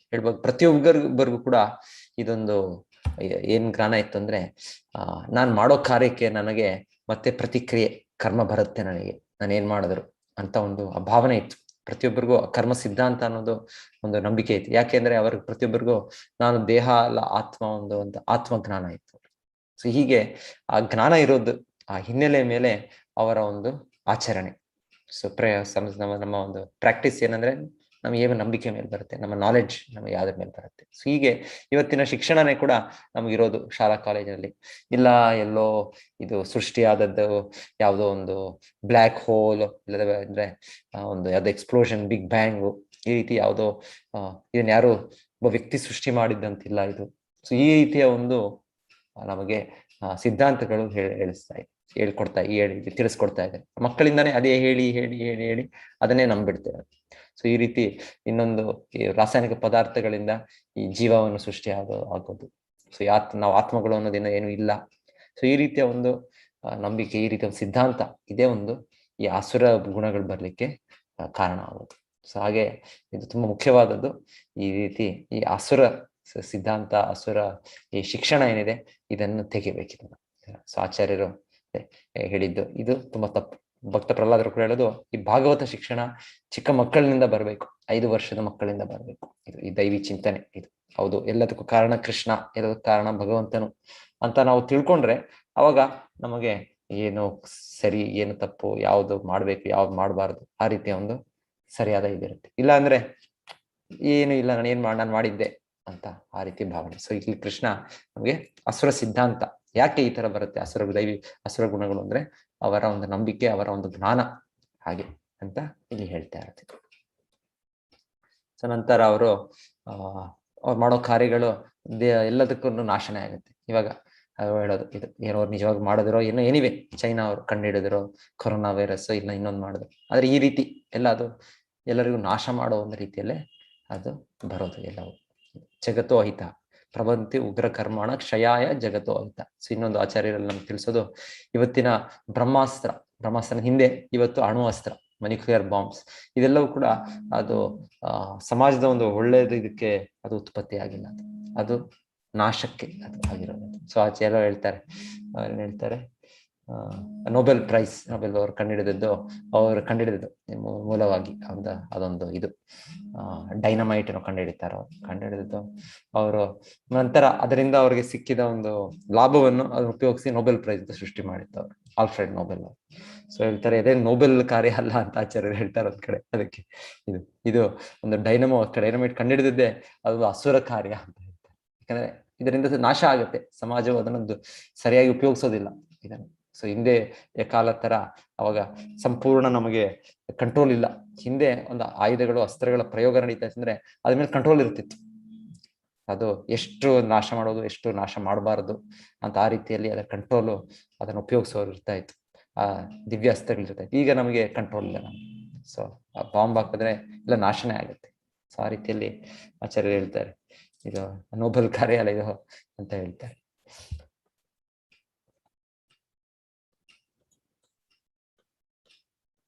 ಕಾಮಂ. ಓಕೆ, ನೆಕ್ಸ್ಟ್ ಯಾರು ಓದ್ತಾರೆ? ಲೀಲಾವತಿ ಮತ್ತೆ ನೀವು ಓದಿ. ಹರೇ ಕೃಷ್ಣ ಪ್ರಭುಜಿ. ಹರೇ ಕೃಷ್ಣ. ಕಾಮಾಶ್ರಿತ್ಯ ದುಷ್ಪುರಂ ದಂಭಮಾನಮದಾನ್ವಿತಾಃ ಮೋಹಾದ್ ಗೃಹೀತ್ವಾ ಸಾದ್ಗ್ರಾಹಾನ್ ಪ್ರವರ್ತಂತೆ ಅಶುಚಿವ್ರತಾಃ. ಅನುವಾದ ಇಲ್ಲ ಪ್ರಭುಜಿ? ಹಾ ಮಾತಾಜಿ. ತೃಪ್ತಿಯೇ ಆಗದ ಕಾಮವನ್ನು ಆಶ್ರಯಿಸಿ ಡಂಬ ಮತ್ತು ವನಪ್ರತಿಷ್ಠೆಗಳ ಉನ್ಮಾದದಲ್ಲಿ ಮೈಮರೆತು ಆಸುರಿ ಸ್ವಭಾವದವರು ಮೋಹಕ್ಕೊಳಗಾಗುತ್ತಾರೆ. ಅಶಾಶ್ವತವಾದ ವಿಷಯಗಳಿಂದ ಆಕರ್ಷಿತರಾಗಿ ಸದಾ ಅಶುಚಿ ಕರ್ಮಗಳಿಗೆ ಬದ್ಧರಾಗಿರುತ್ತಾರೆ. ಇದೊಂದು ಓದ್ಬಿಡಿ ಮಾತಾಜಿ, ಭಾಷೆ ಭಾವಾರ್ಥ. ಆಸುರಿ ಮನೋಧರ್ಮವನ್ನು ಇಲ್ಲಿ ವರ್ಣಿಸಿದೆ. ರಾಕ್ಷಸರ ಕಾಮಕ್ಕೆ ತೃಪ್ತಿಯೇ ಇಲ್ಲ. ಐಹಿಕ ಭೋಗದಲ್ಲಿ ತೃಪ್ತಿಯೇ ಇಲ್ಲದ ತಮ್ಮ ಬಯಕೆಯನ್ನು ಬೆಳೆಸುತ್ತಾ ಹೋಗುತ್ತಾರೆ. ಅಶಾಶ್ವತವಾದ ವಸ್ತುಗಳನ್ನು ಸ್ವೀಕರಿಸುವುದರಿಂದ ಅವರು ಸದಾ ಆತಂಕದಿಂದ ತುಂಬಿದ್ದರೂ ಮಾಯೆಯ ಕಾರಣದಿಂದ ಇಂತಹ ಕರ್ಮಗಳಲ್ಲಿ ನಿರತರಾಗಿಯೇ ಇರುತ್ತಾರೆ. ಅವರಿಗೆ ಜ್ಞಾನವಿಲ್ಲ. ತಾವು ತಪ್ಪು ದಾರಿಯಲ್ಲಿ ಹೋಗುತ್ತಿದ್ದೇವೆ ಎಂದು ಅವರು ಹೇಳಲಾರರು. ಅಶಾಶ್ವತವಾದ ವಸ್ತುಗಳನ್ನು ಸ್ವೀಕರಿಸಿ ಆಸುರಿ ಸ್ವಭಾವದ ಈ ಜನರು ತಮ್ಮದೇ ದೇವರನ್ನು ಮತ್ತು ತಮ್ಮವೇ ಸ್ತೋತ್ರಗಳನ್ನು ಸೃಷ್ಟಿ ಮಾಡುತ್ತಾರೆ ಮತ್ತು ಅವುಗಳಂತೆಯೇ ಸಂಕೀರ್ತನೆ ಮಾಡುತ್ತಾರೆ. ಇದರ ಪರಿಣಾಮವೆಂದರೆ ಅವರು ಎರಡೂ ವಿಷಯಗಳಿಂದ ಆಕರ್ಷಿತರಾಗುತ್ತಾರೆ. ಕಾಮಭೋಗ ಮತ್ತು ಐಹಿಕ ಸಂಪತ್ತಿನ ಶೇಖರಣೆ. ಅಶುಚಿವ್ರತಃ, ಅಶುಚಿವ್ರತೆಗಳು ಎನ್ನುವ ಮಾತು ಈ ಸಂದರ್ಭದಲ್ಲಿ ಬಹಳ ಮಹತ್ವದ್ದು. ಇಂತಹ ಆಸುರಿ ಜನರಿಗೆ ಮದ್ಯ, ಸ್ತ್ರೀ, ಜೂಜು ಮತ್ತು ಮಾಂಸಭಕ್ಷಣ ಇವುಗಳದೇ ಆಕರ್ಷಣೆ. ಇವು ಅವರ ಅಶುಚಿಯಾದ ಅಭ್ಯಾಸಗಳು. ಅಹಂಕಾರ ಮತ್ತು ಒಣಪ್ರತಿಷ್ಠೆಗಳಿಂದ ಪ್ರೇರಿತರಾಗಿ ಅವರು ವೈದಿಕ ಆದೇಶಗಳು ಒಪ್ಪದ ಕೆಲವು ಧಾರ್ಮಿಕ ತತ್ವಗಳನ್ನು ಸೃಷ್ಟಿಸುತ್ತಾರೆ.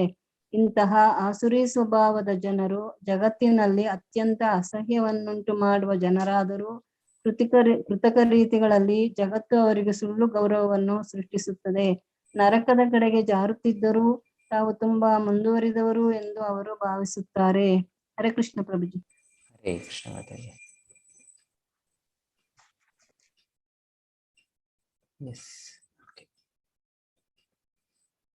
ನೆಕ್ಸ್ಟ್ ಹರಿಣಿ ಮಾತಾಜಿ ಓದಿ.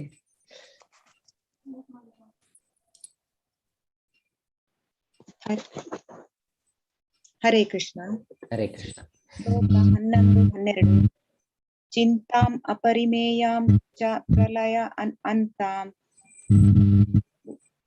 ಉಪಾಶ್ರಿತಾಃ ಕಾಮ ಉಪಭೋಗತ್ ಪರಮಾ ಏತಾವದಿತಿ ನಿಶ್ಚಿತ ಆಶಾಪಶತೆ ಪ್ರಬುದ್ಧ ಕಾಮ ಕ್ರೋಧ ಪರಾಯಣಃ ಈಹನ್ವೇ ಕಾಮ ಭೋಗಾರ್ಥ ಮನ್ಯಾ ಏನಾರ್ಥ ಸಂಜಯಾನ್.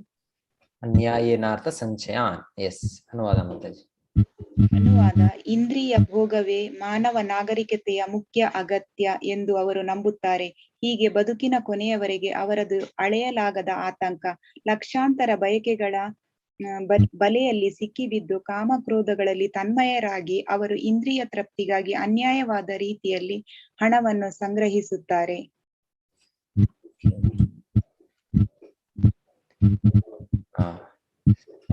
ನೆಕ್ಸ್ಟ್ ಸೊ ಹೀಗೆ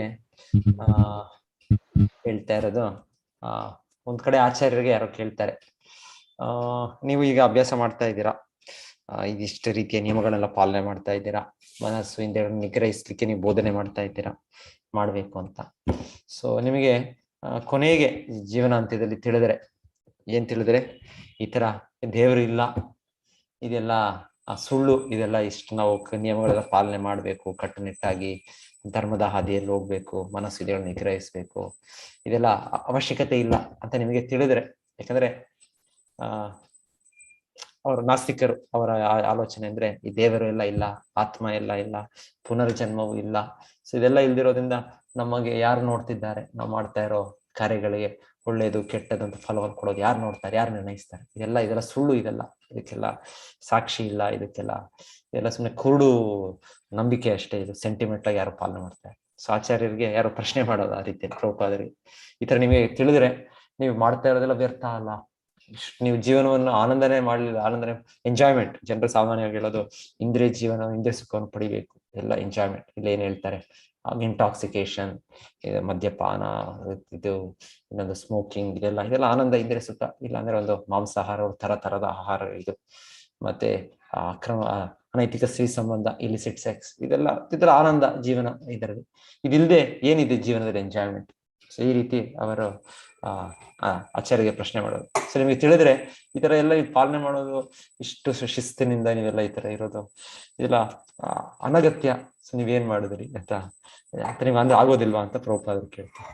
ಸೊ ಪ್ರಭುಪಾದರು ತುಂಬಾ ಅವರ ಒಂದು ಆರ್ಗ್ಯುಮೆಂಟ್, ವಾದವನ್ನೇ ಸ್ವೀಕರಿಸುವ ರೀತಿಯಲ್ಲಿ ಹೇಳ್ತಾ ಆಚಾರ್ಯರು ಹೇಳೋದು, ಓಕೆ ಆಯ್ತು, ಇವಾಗ ನನ್ನ ಸ್ಥಿತಿ ಬಿಡಿ, ಇವಾಗ ನಾನು ಈಗ ಯಾರಿಗೂ ಹಿಂಸೆ ಕೊಡದೆ ನಾನು ಒಂದು ಒಳ್ಳೆಯ ರೀತಿಯಲ್ಲಿ ನನ್ನ ಜೀವನವನ್ನು ಒಂದು ಸಾತ್ವಿಕ ಇದರಲ್ಲಿ ನಾವು ನಡೆಸ್ಕೊಂಡು ಹೋಗ್ತಾ ಇದ್ದೇವೆ. ನನ್ನ ಶಿಷ್ಯರು ಕೂಡ ಅವ್ರಿಗೆ ಹಾಗೆ ಬೋಧನೆ ಮಾಡ್ತಾ ಇದ್ದೇನೆ. ಅವರು ಕೂಡ ಧರ್ಮದ ಹಾದಿಯಲ್ಲಿ ಅವರು ಎಲ್ಲ ನಿಯಮಗಳನ್ನು ಪಾಲನೆ ಮಾಡ್ಕೊಂಡು ಅವ್ರು ಮಾಡ್ತಾ ಇದ್ದಾರೆ. ಅವ್ರು ಓಕೆ, ಇವಾಗ ನಮ್ಮದಿರ್ಲಿ, ಫಸ್ಟ್ ನಿಮ್ಮದು ಯೋಚನೆ ಮಾಡಿ. ಸೊ ಆಚಾರ್ಯರು ಹೇಳೋದು, ನಿಮಗೆ ಗೊತ್ತಾದ್ರೆ ಜೀವನದ ಅಂತ್ಯದಲ್ಲಿ ನೀವು ಅನ್ಕೊಂಡಿರೋ ಒಂದು ಅಜ್ಞಾನ, ನೀವ್ ಅನ್ಕೊಂಡಿರೋದು ದೇವರಿಲ್ಲ, ಈ ಆತ್ಮ ಇಲ್ಲ, ಪುನರ್ಜನ್ಮ ಇಲ್ಲ, ಈ ಕರ್ಮದ ಇದು ಇಲ್ಲ, ಪ್ರಭಾವ ಇಲ್ಲ, ಇದೆಲ್ಲ ಅನ್ಕೊಳ್ಳೋದು ನಿಮ್ಗೆ ಜೀವನದ ಕೊನೆಯಲ್ಲಿ ಗೊತ್ತಾದ್ರೆ, ನೀವ್ ಹೇಳೋ ಪ್ರಶ್ನೆ ನಮಗ್ ಗೊತ್ತಾದ್ರೆ ಅಂತ. ಇವಾಗ ನಿಮಗ್ ಗೊತ್ತಾದ್ರೆ ಅದು ಭಗವಂತನಿದ್ದಾನೆ, ಆತ್ಮ ಇದೆ, ಪುನರ್ಜನ್ಮವಿದೆ, ನಮಗೆ ಯಮರಾಜರು ಅವರ ನಿರ್ಣಯ ಇದೆ ಎಲ್ಲ ಗೊತ್ತಾದ್ರೆ ನಿಮ್ಮ ಸನ್ನಿವೇಶ ಏನು ಅಂತ ಹೇಳ್ತಾರೆ. ಯಾಕಂದ್ರೆ ಇವಾಗ ಅಸುರ ಜೀವನದಲ್ಲಿ ನಡೆಸೋ ಪ್ರಕಾರ ಕೃಷ್ಣ ಇಲ್ಲಿ ಹೇಳ್ತಾ ಇರೋದು, ಅವರನ್ನು ಎಲ್ಲಿ ಕಳಿಸ್ತೇನೆ ಅಂತ ಕೃಷ್ಣ ಮುಂದೆ ಹೇಳ್ತಾರೆ. ಅವರು ನರಕಕ್ಕೆ ಹೋಗ್ತಾರೆ. ಅವರ ಜೀವನ ಸಂಪೂರ್ಣ ನಾಶವಾಗಿ, ಒಂದು ಅರ್ಥಹೀನವಾಗಿ ಅವರು ಎಷ್ಟು ಲಕ್ಷ ವರ್ಷ ಮತ್ತೆ ಪ್ರಾಣಿ ಜನ್ಮದಲ್ಲಿ ಹೋಗ್ಬೇಕಾಗುತ್ತೆ. ಸೊ ಈ ರೀತಿ ನಿಮಗೆ ಫ್ಯೂಚರ್ ಅನ್ನೋದೇ ಇಲ್ಲ, ಭವಿಷ್ಯ ಅನ್ನೋದೇ ಇಲ್ಲ ನಿಮಗೆ. ಸೊ ಅದು ನಿಮ್ಮದು ಇದಾದ್ರೆ, ನಮ್ಮದು ತೊಂದರೆ ಇಲ್ಲ. ನಮಗೆ ಅಕಸ್ಮಾತ್ ನಾವು ತಪ್ಪು ಇಲ್ಲ ಈ ರೀತಿಯಲ್ಲಿ ಇಲ್ಲ ಅಂತ ಹೇಳಿದ್ರು ಆಚಾರ್ಯರು ಹೇಳ್ತಾರೆ, ನಾನು ಈ ಜೀವನದಲ್ಲಿ ಕೂಡ ನಾನೊಂದು ಸಾತ್ವಿಕವಾಗಿ ಇರೋದ್ರಿಂದ ಈ ಸಾತ್ವ ಗುಣದಲ್ಲಿ ಆಕ್ಚುಲಿ ನಿಜವಾದ ಸುಖ ಅನುಭವ ಇದೆ.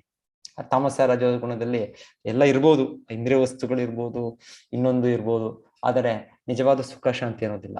ಹೇಳ್ತಾರೆ ಹಿರಣ್ಯಕಶಿಪು ವಿಷಯವಾಗಿ ಹೇಳ್ತಾರೆ, ಹಿರಣ್ಯಕಶಿಪು ಯಾವಾಗಲೂ ಅವರು ಎಲ್ಲ ಈ ಮದ್ಯಪಾನ ಸೇವನೆಯಲ್ಲಿ ಇದ್ದದ್ದು ಅಂತಾನೆ ಹೇಳ್ತಾರೆ ಆ ಭಾಗವತದಲ್ಲಿ. ಎಷ್ಟು ಇಂಟಾಕ್ಸಿಕೇಟೆಡ್, ಅವರ ಕಣ್ಣುಗಳು ಯಾವಾಗಲೂ ಕೂಡ ಸುತ್ತಾ ಇತ್ತು ಆ ರೀತಿಯಲ್ಲಿ. ಅಷ್ಟು ಶಕ್ತಿ ಅವರು ಸಾಧಿಸಿದ್ದು ಅವರ ಬ್ರಹ್ಮನ ವರದಿಂದ. ಆದರೆ ಇಂದ್ರಿಯ ಜೀವನದಲ್ಲಿ ತೊಡಗಿದ್ದು ಅವರ ಒಂದು ನೆಮ್ಮದಿ, ಒಂದು ಸುಖ ಅನ್ನೋದೇ ಇಲ್ಲ ಅಂತ ಹೇಳ್ತಾರೆ. ಬಾಹ್ಯವಾಗಿ ಎಲ್ಲ ಇರ್ಬೋದು, ಅಷ್ಟು ಹಣ ಇರ್ಬೋದು, ಅಷ್ಟು ಅಧಿಕಾರ ಇರ್ಬೋದು, ಇನ್ನೊಂದಿರ್ಬೋದು, ಆದ್ರೆ ಆಂತರ್ಯವಾಗಿ ಅಷ್ಟು ಸುಪ್ರಭಾತ್ ಹೇಳ್ತಾರೆ. ನಮ್ಮ ದೇಶದಲ್ಲಿ ಎಷ್ಟೋ ಪರವಾಗಿಲ್ಲ ಆ ಸಮಯದಲ್ಲಿ 50 ವರ್ಷಗಳಿಂದ ನಿಮ್ಮ ದೇಶದಲ್ಲಿ ಪ್ರತಿಯೊಬ್ಬರು ದೊಡ್ಡ ಮೆಡಿಸಿನ್ ಬಾಕ್ಸ್ ಇಟ್ಕೊಳ್ತೀರಾ, 10 ಟ್ಯಾಬ್ಲೆಟ್ 20 ಟ್ಯಾಬ್ಲೆಟ್. ಸೊ ಆ ರೀತಿಯಲ್ಲಿ ಭಾರತದಲ್ಲಿ ಅಟ್ಲೀಸ್ಟ್ ಈಗ ಜನರಿಗೆ ಅಷ್ಟು ಟ್ಯಾಬ್ಲೆಟ್ಗಳು ಪ್ರತಿದಿನ ತಗೊಳ್ಳುವಾಗ ಅಗತ್ಯ ಇಲ್ಲ. ನೀವು ತುಂಬಾ ಮೋರ್ ಅಡ್ವಾನ್ಸ್ಡ್, ಅದಕ್ಕೆ ಜಾಸ್ತಿ ಟ್ಯಾಬ್ಲೆಟ್ಗಳು ಇಟ್ಕೊಳ್ಬೇಕು. ಅದರಲ್ಲೂ ಜಾಸ್ತಿ ನೀವು ಅಲ್ಲಿ ಪಾಶ್ಚಾತ್ಯ ದೇಶದಲ್ಲಿ ಅಂತ ಡಿಪ್ರೆಷನ್, ಆಂಟಿ ಡಿಪ್ರೆಷನ್, ನಮಗೆ ಮಾನಸಿಕ ಇದಕ್ಕೆ ಒತ್ತಡಗಳು ಇದಾಗ್ಲಿಕ್ಕೆ ಆ ಮಾತ್ರೆಗಳು ಇದೆಲ್ಲ ತಗೊಳ್ಬೇಕು ನೀವು. ಸೊ ಆ ರೀತಿಯಲ್ಲಿ ಆಚಾರ್ಯರು ಇರ್ತಾರೆ. ಈ ರೀತಿ ಇದೇನು ಇದು ಮುನ್ನಡೆ ಸಮಾಜದಲ್ಲಿ, ಈ ಸಂಸ್ಕೃತಿ ಇಷ್ಟು ಈ ರೀತಿಯ ನಾವು ಒಂದು ಸನ್ನಿವೇಶದಲ್ಲಿದೆ, ಒಂದು ನೆಮ್ಮದಿ ಇಲ್ಲ, ಒಂದು ಶಾಂತಿ ಇಲ್ಲ. ಆಮೇಲೆ ಒಂದು ದಿವಸ ಎಲ್ಲೋ ಒಂದು ಮೇಲೆ ದೊಡ್ಡ ಬಿಲ್ಡಿಂಗ್ ಮೇಲೆ ಹೋಗಿ ಅಲ್ಲಿಂದ ಜಂಪ್ ಮಾಡಿ ಆತ್ಮಹತ್ಯೆ ಮಾಡ್ಕೊಳ್ಳೋದು, ಈ ರೀತಿ ಇದು ನೋಡೋದು. ಯಾಕಂದ್ರೆ ನಮ್ಗೆ ದೈವಿ ಪರಿಕಲ್ಪನೆ ಇಲ್ಲ, ಭಗವಂತನ ಒಂದು ಜ್ಞಾನ ಇಲ್ಲ. ಸೊ ಆ ರೀತಿಯಿಂದ ಈ ರೀತಿ ಚಟುವಟಿಕೆಗಳಾಗ್ತಾ ಇರುತ್ತೆ ಸಮಾಜದಲ್ಲಿ ಅಂತ ಆಚಾರ್ಯರು. ಸೊ ಅವ್ರು ಪ್ರಶ್ನೆ ಹೇಳಿದ ಆಚಾರ್ಯರು, ಸೊ ನಮಗೇನು ನಷ್ಟ ಇಲ್ಲ, ಭಗವಂತನು ನೀವು ಹೇಳೋದು ಭಗವಂತನಿದ್ದಾನೆ, ಅವನ ನಿಯಮಗಳಿದೆ, ಎಲ್ಲವೂ ಇದೆ. ಆದ್ರೂ ವಾದಕ್ಕೆ ಒಪ್ಪೋದಕ್ಕೆ ನೀವು ಹೇಳೋ ರೀತಿಯಲ್ಲಿ ಇದೆಲ್ಲ ಇಲ್ಲ ಅಂದ್ರೂ ಕೂಡ ನಾವೊಂದು ಸುಸಂಸ್ಕೃತವಾಗಿ ನಾವು ಜೀವನವನ್ನು ನಡೆಸೋದ್ರಿಂದ ನಮಗೆ ಇದರಿಂದ ನಷ್ಟ ಇಲ್ಲ ನಮಗೆ. ಆದ್ರೆ ನಿಮಗೇನಾಗುತ್ತೆ ನೀವು ಯೋಚನೆ ಮಾಡಿ, ನಿಮ್ಮದು ಸಂಪೂರ್ಣ ಸರ್ವನಾಶ. ನೀವು ಈಗ ಬದುಕ್ತಿರೋ ರೀತಿ ವಿಧಿವಿಧಾನಗಳು ಇದರ ಅಜ್ಞಾನದಲ್ಲಿ ಭಗವಂತನಿಲ್ಲ, ನಾನು ಮಾಡೋದೇ ಎಲ್ಲ ಸರಿ, ಈ ತರ ಅಗತ್ಯ ಇಲ್ಲ ನಿಯಮಗಳ ಪಾಲನೆ ಮಾಡೋದು ಅಂತ ಕೇವಲ ನಾನು ಆನಂದ ಭೌತಿಕ ಇಂದ್ರಿಯ ಸುಖಕ್ಕೆ ನಾನು ಬದುಕ್ಬೇಕು ಈ ರೀತಿಯಲ್ಲಿ ಇದ್ರೆ, ನೀವು ಮಾಡೋದು ನಿಮಗೆ ಯಾರಾದ್ರೂ ಮತ್ತೆ ನೀವು ತಪ್ಪು ಅಂತ ಆದ್ಮೇಲೆ ನಿಮ್ಗೆ ಎಷ್ಟು ಶಿಕ್ಷೆ ಇರ್ಬೋದು ನೀವು ಆಲೋಚನೆ ಮಾಡಿ. ಸೊ ಆ ರೀತಿಯಲ್ಲಿ ಆಚಾರ್ಯ ಉತ್ತರ ಕೊಡ್ತಾರೆ. ಹರೇ ಕೃಷ್ಣ. ಸೊ ಮತ್ತೆ ನೆಕ್ಸ್ಟ್ ಯಾರು ಓದ್ತೀರಾ? ರಾಧಾ ಮಾತಾಜಿ ನೆಕ್ಸ್ಟ್ ಓದ್ತೀರಾ? ಸೊ ಇದೆ ಅಸುರ ಸಂಕಲ್ಪದಲ್ಲಿ ಹೇಗೆ ಅವರ ಭಾವನೆ ಇರುತ್ತೆ ಅಂತ. ಹರೇ ಕೃಷ್ಣ ಪ್ರಭುಜಿ. ಹರೇ ಕೃಷ್ಣ. ಓದಿ ಮಾತಾಜಿ.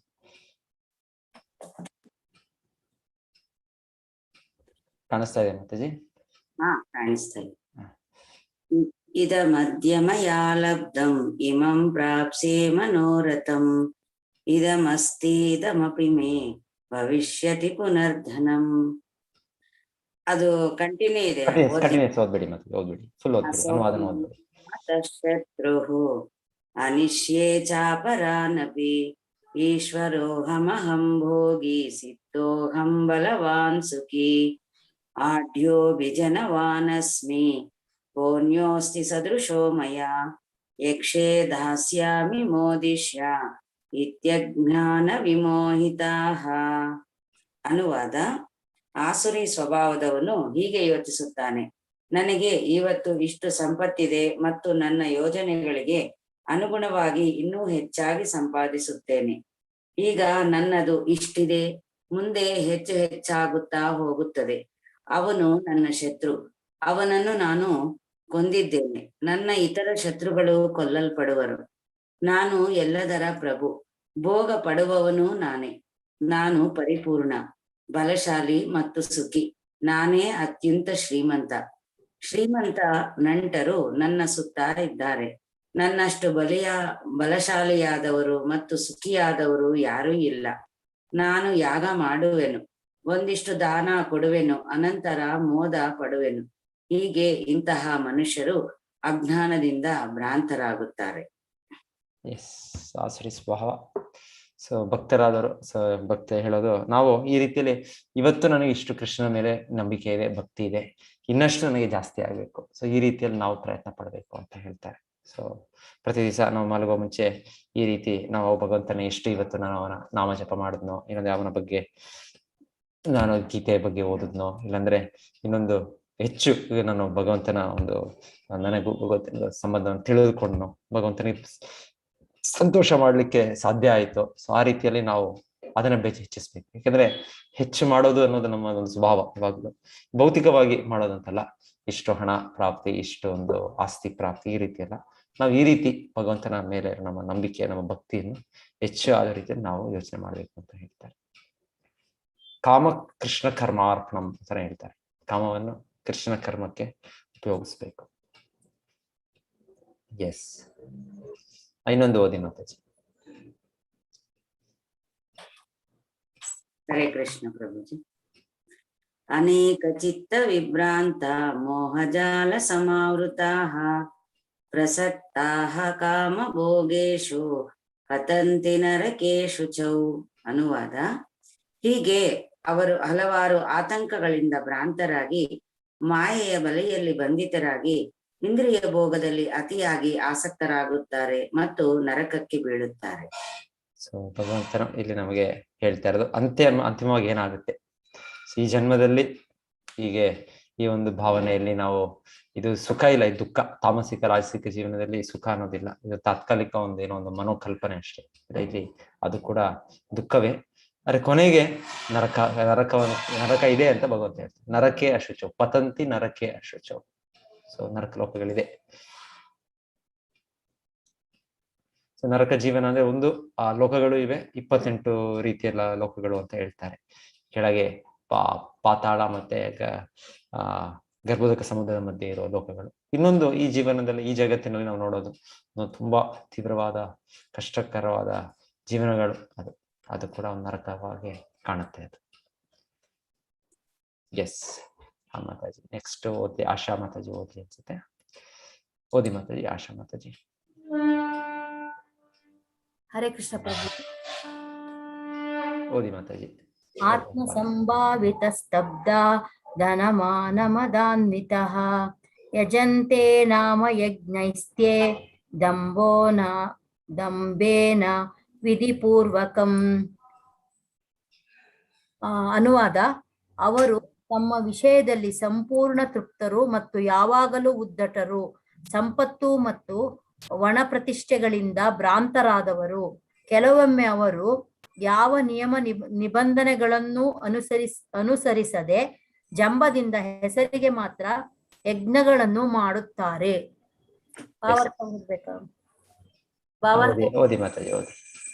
ಅಸುರಿ ಸ್ವಭಾವದವರು ತಾವೇ ಸರ್ವಸ್ವ ಎಂದು ಭಾವಿಸಿ ಯಾವ ಅಧಿಕಾರಕ್ಕಾಗಲಿ ಧರ್ಮಗ್ರಂಥಕ್ಕಾಗಲಿ ಲಕ್ಷ್ಯ ಮಾಡುವುದಿಲ್ಲ.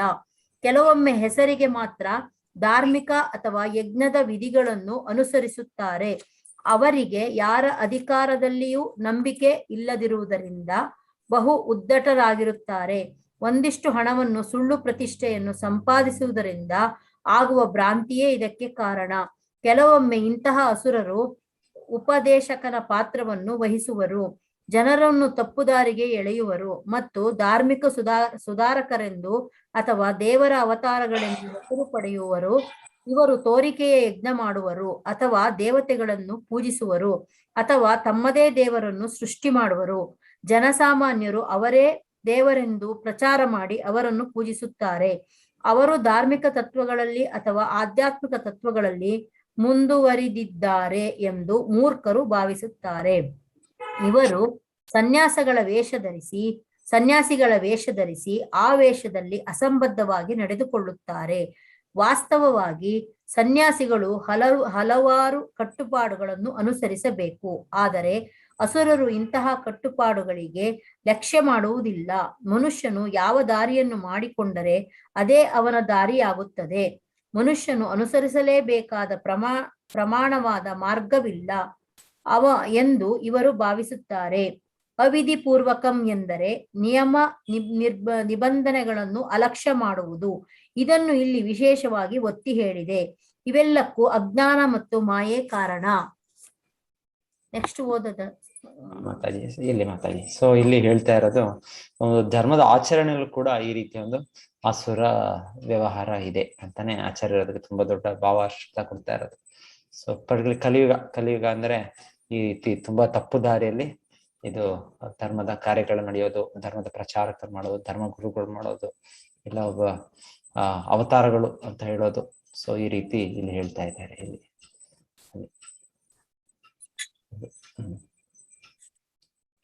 ಸೊ ಎಲ್ಲವೂ ಕೂಡ ಶಾಸ್ತ್ರೋಕ್ತವಾಗಿರ್ಬೇಕು.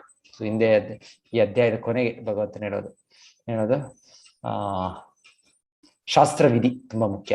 ಸೊ ಶಾಸ್ತ್ರದಲ್ಲಿ ಏನಿದೆ ಆಧಾರವಾಗಿ ಅವರ ನಡವಳಿಕೆ, ಅವರ ಅಭ್ಯಾಸ, ಅವರ ಒಂದು ನಂಬಿಕೆ, ಅವರ ಆಚರಣೆ ಎಲ್ಲ ಇರಬೇಕು. ಸೊ ಅದು ಶಾಸ್ತ್ರವಿಧಿ ಇಲ್ಲದೆ ಅದು ಒಂದು ಅಸುರ ಸ್ವಭಾವದ ಮೂಲ ಕಾರಣ. ಯಶ್ ಶಾಸ್ತ್ರವಿಧಿ ಮುತ್ಸೃಜ್ಯ ವರ್ತತೆ ಕಾಮಕಾರತ ನ ಸಿದ್ಧಿಂ ನ ವಾಪ್ನೋತಿ ನ ಸುಖಂ ನ ಪರಾಮೃತಿ. ಸೊ ಭಗವಂತನ ಹೇಳ್ತಾನೆ. ಸೊ ಹೀಗೆ ಅದನ್ನು ಯಾರು ಸೃಷ್ಟಿ ಮಾಡ್ಕೊಳ್ಳೋ ಒಂದು ನಿಯಮಗಳು, ಪಾಲನೆ ಮಾಡುವ ಒಂದು ಕ್ರಮಗಳು ಅಲ್ಲ, ಅದು ವೈದಿಕ ನಿರ್ದೇಶನಗಳ ಅನುಸಾರವಾಗಿರ್ಬೇಕು. ಸೊ ಇಲ್ಲಿ ಹೇಳ್ತಾ ಇರೋದು ಅಸುರ ಪ್ರವೃತ್ತಿಯಲ್ಲಿ ಆ ಒಂದು ನಿರ್ದೇಶನ ಒಪ್ಪೋದಿಲ್ಲ. ಯಥೋಮತ್ ತಥೋಪತ್ ಅಂತ ಕೂಡ ಹೇಳ್ತಾರೆ ಸ್ವಲ್ಪ ಜನ ಹೇಳೋದು, ನಿಮ್ಮ ಅನಿಸಿಕೆ ನೀವು ಅದನ್ನ ಆಚರಿಸಿ, ನಿಮಗೆ ಅದು ಸೂಕ್ತವನ್ನಿಸುತ್ತಾ ಮಾಡಿ, ನೀವು ಆ ರೀತಿಯ ಒಂದು ಧರ್ಮ ಆಚರಣೆ ಮಾಡಿ. ಇಲ್ಲ, ಆ ರೀತಿ ಅಲ್ಲ. ಧರ್ಮ ಅನ್ನೋದು ಭಗವಂತನ ಕೊಟ್ಟಿರೋದು. ಧರ್ಮವಂತೂ ಸಾಕ್ಷಾತ್ ಭಗವತ್ ಪ್ರಣೀತ. ನಾವನ್ನು ಕಲ್ಪಿಸ್ಕೊಳ್ಲಿಕ್ಕೆ ಸೃಷ್ಟಿಸ್ಕೊಳ್ಲಿಕ್ಕೆ ಆಗೋದಿಲ್ಲ. ಅದು ಅದನ್ನ ಅಲ್ಲಿ ಇಲ್ಲಿ ಹೇಳ್ತಾ ಇರೋದು ಆ ರೀತಿಯಲ್ಲಿ ವಿವರಣೆ ಆಚಾರ್ಯರು.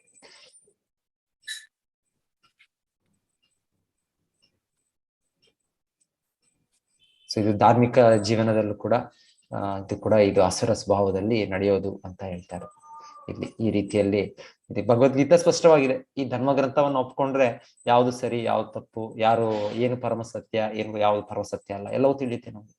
ಕೃಷ್ಣ ಸ್ಪಷ್ಟವಾಗಿ ಘೋಷಣೆ ಮಾಡ್ತಾ ಇರೋದು ತಾನೇ ಎಲ್ಲದಕ್ಕೂ ಮೂಲ ಅಂತ. ಸೊ ಈ ಒಂದು ನಿರ್ಣಯವನ್ನು ನಾವು ತಗೊಂಡು ನಾವು ಆ ನಿಯಮವನ್ನು ಪಾಲಿಸಿದ್ರೆ ನಮ್ಮ ಜೀವನ ಸಾರ್ಥಕವಾಗುತ್ತೆ. ಅದು ಬಿಟ್ಟು ಇನ್ನೇನೋ ಬೇರೆ ಬೇರೆ ಸೃಷ್ಟಿ ಮಾಡ್ಕೊಂಡು ಆ ಒಂದು ವಿಧಿವಿಧಾನಗಳು, ಆ ಕ್ರಿಯೆಗಳು, ಆಚರಣೆಗಳು ಅದರ ಅಗತ್ಯ ಇಲ್ಲ. ಅದರ ಒಂದು ಅಸುರ ಸ್ವಭಾವದಲ್ಲಿ ಬರುತ್ತೆ ಅಂತ ಇಲ್ಲಿ ಸ್ಪಷ್ಟವಾಗಿ ನೀವು ತಿಳಿಸ್ತಾ ಇರೋದು.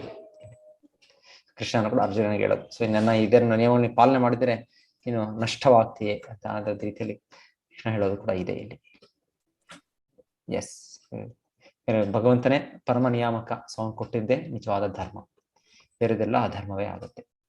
ಹೇಳ್ತಾರೆ ಛಲಧರ್ಮ, ಏನೋ ರೀತಿಯ ಧರ್ಮಗಳು ಧರ್ಮದ ಹೆಸರಿನಲ್ಲಿ ಇದೆ, ಆದ್ರೆ ಅದು ನಿಜವಾದ ಧರ್ಮವಲ್ಲ. ಛಲಧರ್ಮ, ಕೈತವ ಧರ್ಮ, ಇನ್ನೇನು ಪರಧರ್ಮ, ಈ ರೀತಿ ಎಲ್ಲ ಧರ್ಮಾಭಾಸ್ ಈ ತರ ಹೇಳ್ತಾರೆ. ಅದು ಕಾಣುತ್ತೆ, ಧರ್ಮ ರೀತಿಯಲ್ಲಿ ಕಾಣುತ್ತೆ, ಆದ್ರೆ ಧರ್ಮದ ಆಚರಣೆಗಳೆಲ್ಲ. ಸೊ ಈ ರೀತಿಯಲ್ಲಿ ವಿವರಣೆಗಳಿವೆ. ನಿಜವಾದ ಧರ್ಮ ಅಂದ್ರೆ ಕೃಷ್ಣನನ್ನು ಆಶ್ರಯಿಸೋದು, ಭಗವಂತನ ಪ್ರೀತಿ ಸೇವೆಯಲ್ಲಿ ತೊಡೋದು, ಅದು ನಿಜವಾದ ಧರ್ಮ. ಸೊ ಎಲ್ಲ ಆಚರಣೆಗಳು ಅಲ್ಲಿಗೆ ನಮ್ಮನ್ನು ಕರೆದುಕೊಂಡು ಬರ್ಬೇಕು. ಸೊ ಇಲ್ಲಿ ಹೇಳ್ತಾ ಇರೋದು ಸೊ ಆ ರೀತಿಯಲ್ಲಿ ಒಬ್ಬರು ಸನ್ಯಾಸಿಗಳ ವೇಷ ಧರಿಸಿದ್ರು ಕೂಡ ಅದರಲ್ಲಿ ಆ ನಿಯಮಗಳನ್ನು ಪಾಲನೆ ಮಾಡೋದಿಲ್ಲ, ಆ ರೀತಿ ಎಲ್ಲ ಇಲ್ಲಿ ಹೇಳ್ತಾ ಇರೋದಿಲ್ಲ. ಎಲ್ಲ ಯಾವ್ದು ಅಂತ ಹೇಳೋದು ಆಚಾರ್ಯರು ನಮಗೆ ವಾರ್ನ್ ಮಾಡ್ತಾ ಇದ್ದಾರೆ. ಈ ರೀತಿಯಲ್ಲಿ ಯಾವ್ದು ಸರಿ ಯಾವ್ದು ತಪ್ಪು ಅಂತ ನೀವು ಒಂದು ಸರಿಯಾದ ಒಂದು ಇದನ್ನು ಸ್ವೀಕರಿಸಬೇಕು ಅಂತ ಇಲ್ಲಿ ತೋರಿಸ್ತಾ ಇದ್ದಾರೆ. ಎಸ್ ಮಾತಾಜಿ, ನೆಕ್ಸ್ಟ್ ಇನ್ನೊಬ್ಬರು ಓದ್ಲಿ. ಅರ್ಚನಾ ಮಾತಾಜಿ ಓದಿ.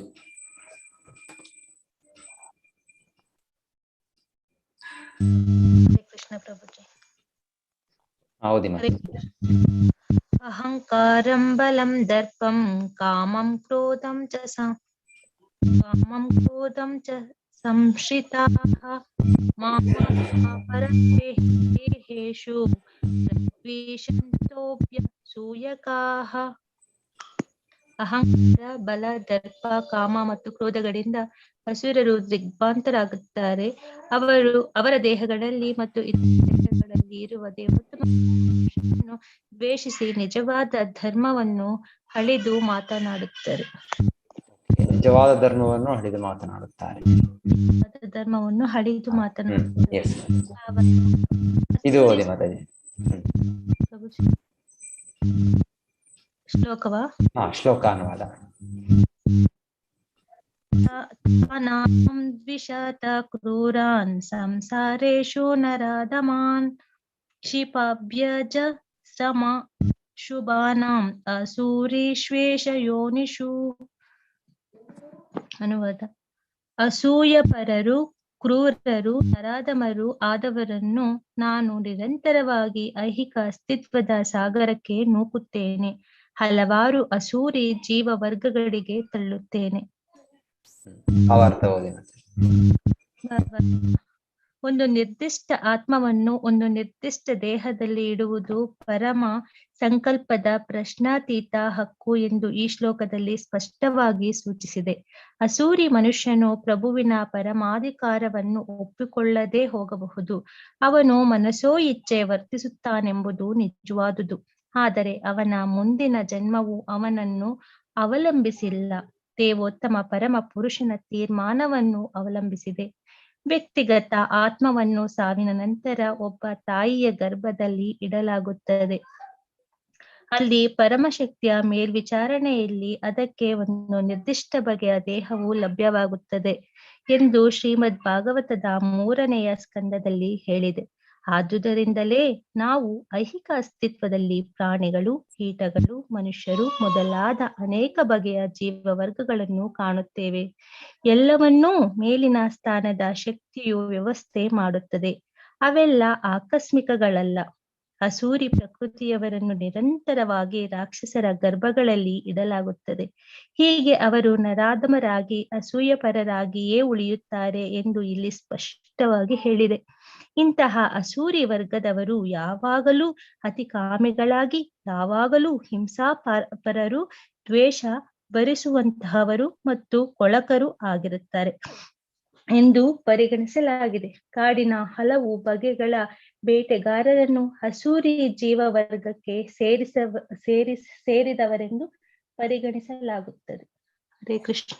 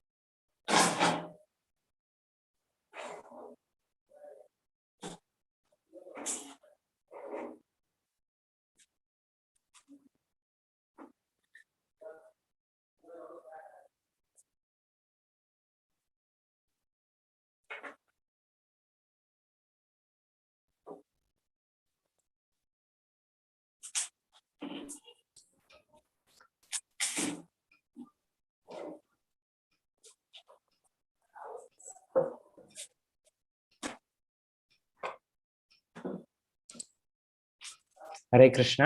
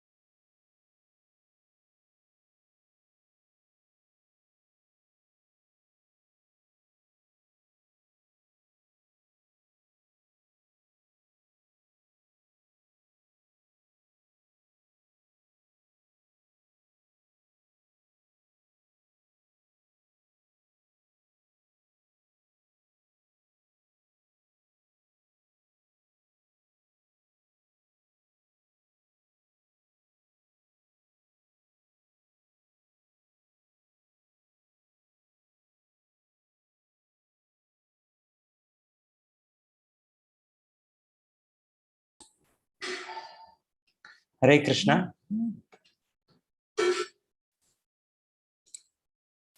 ಹರೇ ಕೃಷ್ಣ ಎಲ್ಲ ಭಕ್ತರಿಗೂ. ಇಲ್ಲಿ ಸ್ವಲ್ಪ ಕನೆಕ್ಷನ್ ಇದಾಯ್ತು. ಕೇಳಿಸುತ್ತಾ ಈಗ? ಕೇಳಿಸ್ತಾ ಇದೆ ಪ್ರಭುಜಿ. ಏನು ಬರ್ತಿಲ್ಲ. ಈ ಮಾತ್ರ ಸ್ಕ್ರೀನ್ ಬಂದಿಲ್ಲ ಪ್ರಭುಜಿ. ಹರೇ ಕೃಷ್ಣ ಹೀಗೆ ಹೇಳಿ. ಎಂತ ಬರ್ತಿಲ್ಲ ಪ್ರಭುಜಿ. ಓಕೆ ಓಕೆ, ನಂದೇ ಇಲ್ಲೇನೋ ಮಿಸ್ಟೇಕ್. ಬರ್ತಾ ಇಲ್ಲ. ಇಲ್ಲ ಮತ್ತೆ ನಂದೇನೋ ಇಲ್ಲಿ ಮಿಸ್ಟೇಕ್ ಆಯ್ತು. ಸೊ ನೀವು ಅಲ್ಲಿ ಓದ್ಬಿಡ್ಬೋದಾ ನೀವು ಬಾಕಿ ಶ್ಲೋಕಗಳು? ಹಾ ಓದ್ಬೋದು ಪ್ರಭುಜಿ. ನಾನು ಟ್ರೈ ಮಾಡ್ತೀನಿ ಅಷ್ಟೊತ್ತಿಗೆ. ಪ್ರಭುಜಿ ಶ್ಲೋಕ ಭಾವಾರ್ಥ ಮುಗೀತು. ಭಾವಾರ್ಥ ಮುಗಿಸಿದಿರಾ ನೀವು? ಓಕೆ. ಹಾ ಪ್ರಭುಜಿ. ಮತ್ತೆ ನೆಕ್ಸ್ಟ್ ಶ್ಲೋಕ ನೆಕ್ಸ್ಟ್ ಅವ್ರು ಓದ್ಲಿ ಮಾತಾಜಿ. ಆಗಿದ್ರೆ ಗಾಯತ್ರಿ ಮಾತಾಜಿ ಅವರು ಓದ್ತಾರಾ? ಪ್ರಭುಜಿ 20 ಶ್ಲೋಕ ಅಲ್ಲ? ಹೌದು, 699. ಅಸುರಿಂ ಏನಿಂ ಅಪಿನ ಮೂಢ ಜನ್ಮಾನಿ ಜನ್ಮಾನಿ ಮಾಪ ಪ್ರವೀಣೆ ಕೌಂತೆಯೇ ತೋತೋ ಏನ ಧರ್ಮ ಗತಿಂ.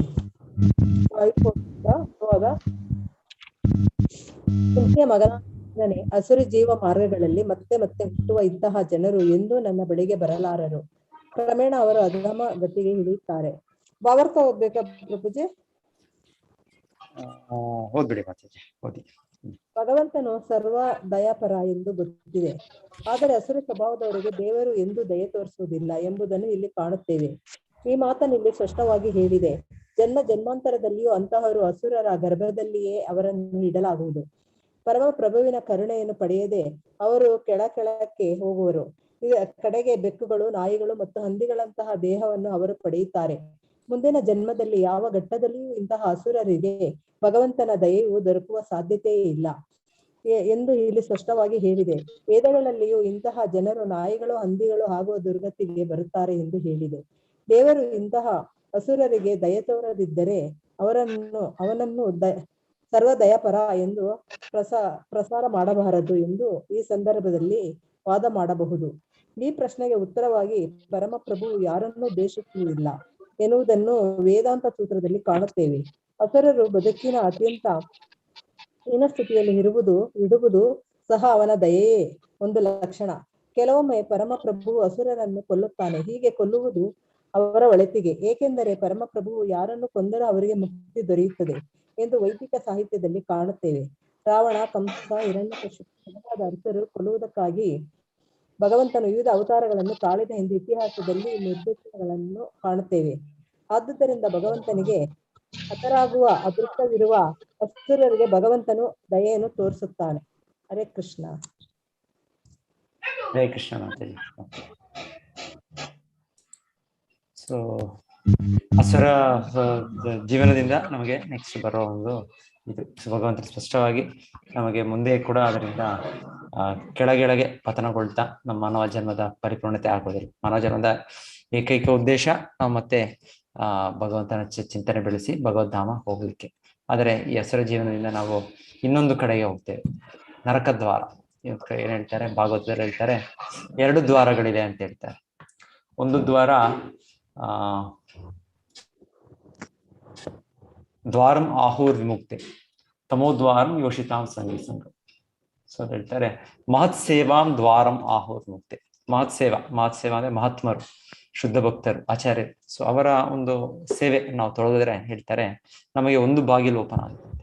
ಆ ಬಾಗಿಲು ಏನಂದ್ರೆ ಅದು ನಮಗೆ ವೈಕುಂಠಕ್ಕೆ ಬಾಗಿಲು, ವೈಕುಂಠ ದ್ವಾರ. ಮಹತ್ ಸೇವಾಂ ದ್ವಾರಂ ಆಹು ವಿಮುಕ್ತಿ, ವಿಮುಕ್ತಿಯ ದ್ವಾರ ಓಪನ್ ಆಗುತ್ತೆ. ಆದ್ರೆ ಇನ್ನೊಂದು ದ್ವಾರ ಇದೆ, ಯೋಷಿತಾಂ ಸಂಗಿ ಸಂಗಮ್. ಯೋಷಿತಾಂ ಸಂಗಿ ಸಂಗಮ್ ಅಂದ್ರೆ ಈ ಒಂದು ಇಂದ್ರಿಯ ಸುಖದಲ್ಲಿ ನಾವು ಮಗ್ನರಾಗಿ ಈ ತರ ಒಂದು ಅಸುರ ಸ್ವಭಾವವನ್ನು ಬೆಳೆಸ್ಕೊಳ್ಳೋರಾದ್ರೆ ನಾವು ಇನ್ನೊಂದು ದ್ವಾರ, ನರಕದ ದ್ವಾರ ಓಪನ್ ಆಗುತ್ತೆ ಅಂತ ಹೇಳ್ತಾರೆ. ಸೊ ಹಾಗೆ ಈ ಶ್ಲೋಕದಲ್ಲಿ ಈಗ ನೆಕ್ಸ್ಟ್ ಹೇಳ್ತಾ ಇರೋದು ತ್ರಿವಿಧಂ ನರಕಸ್ಯೇದಂ ದ್ವಾರಮಾತ್ಮನಃ ಆತ್ಮನಃ ಕಾಮ ಕ್ರೋಧಸ್ತಥಾ ಲೋಭಸ್ತ ತಸ್ಮಾದೇ ತತ್ರಯಂ ತ್ಯಜೇತ್. ನರಕಕ್ಕೆ 3 ದ್ವಾರಗಳಿವೆ, ಕಾಮ, ಕ್ರೋಧ ಮತ್ತು ಲೋಭ.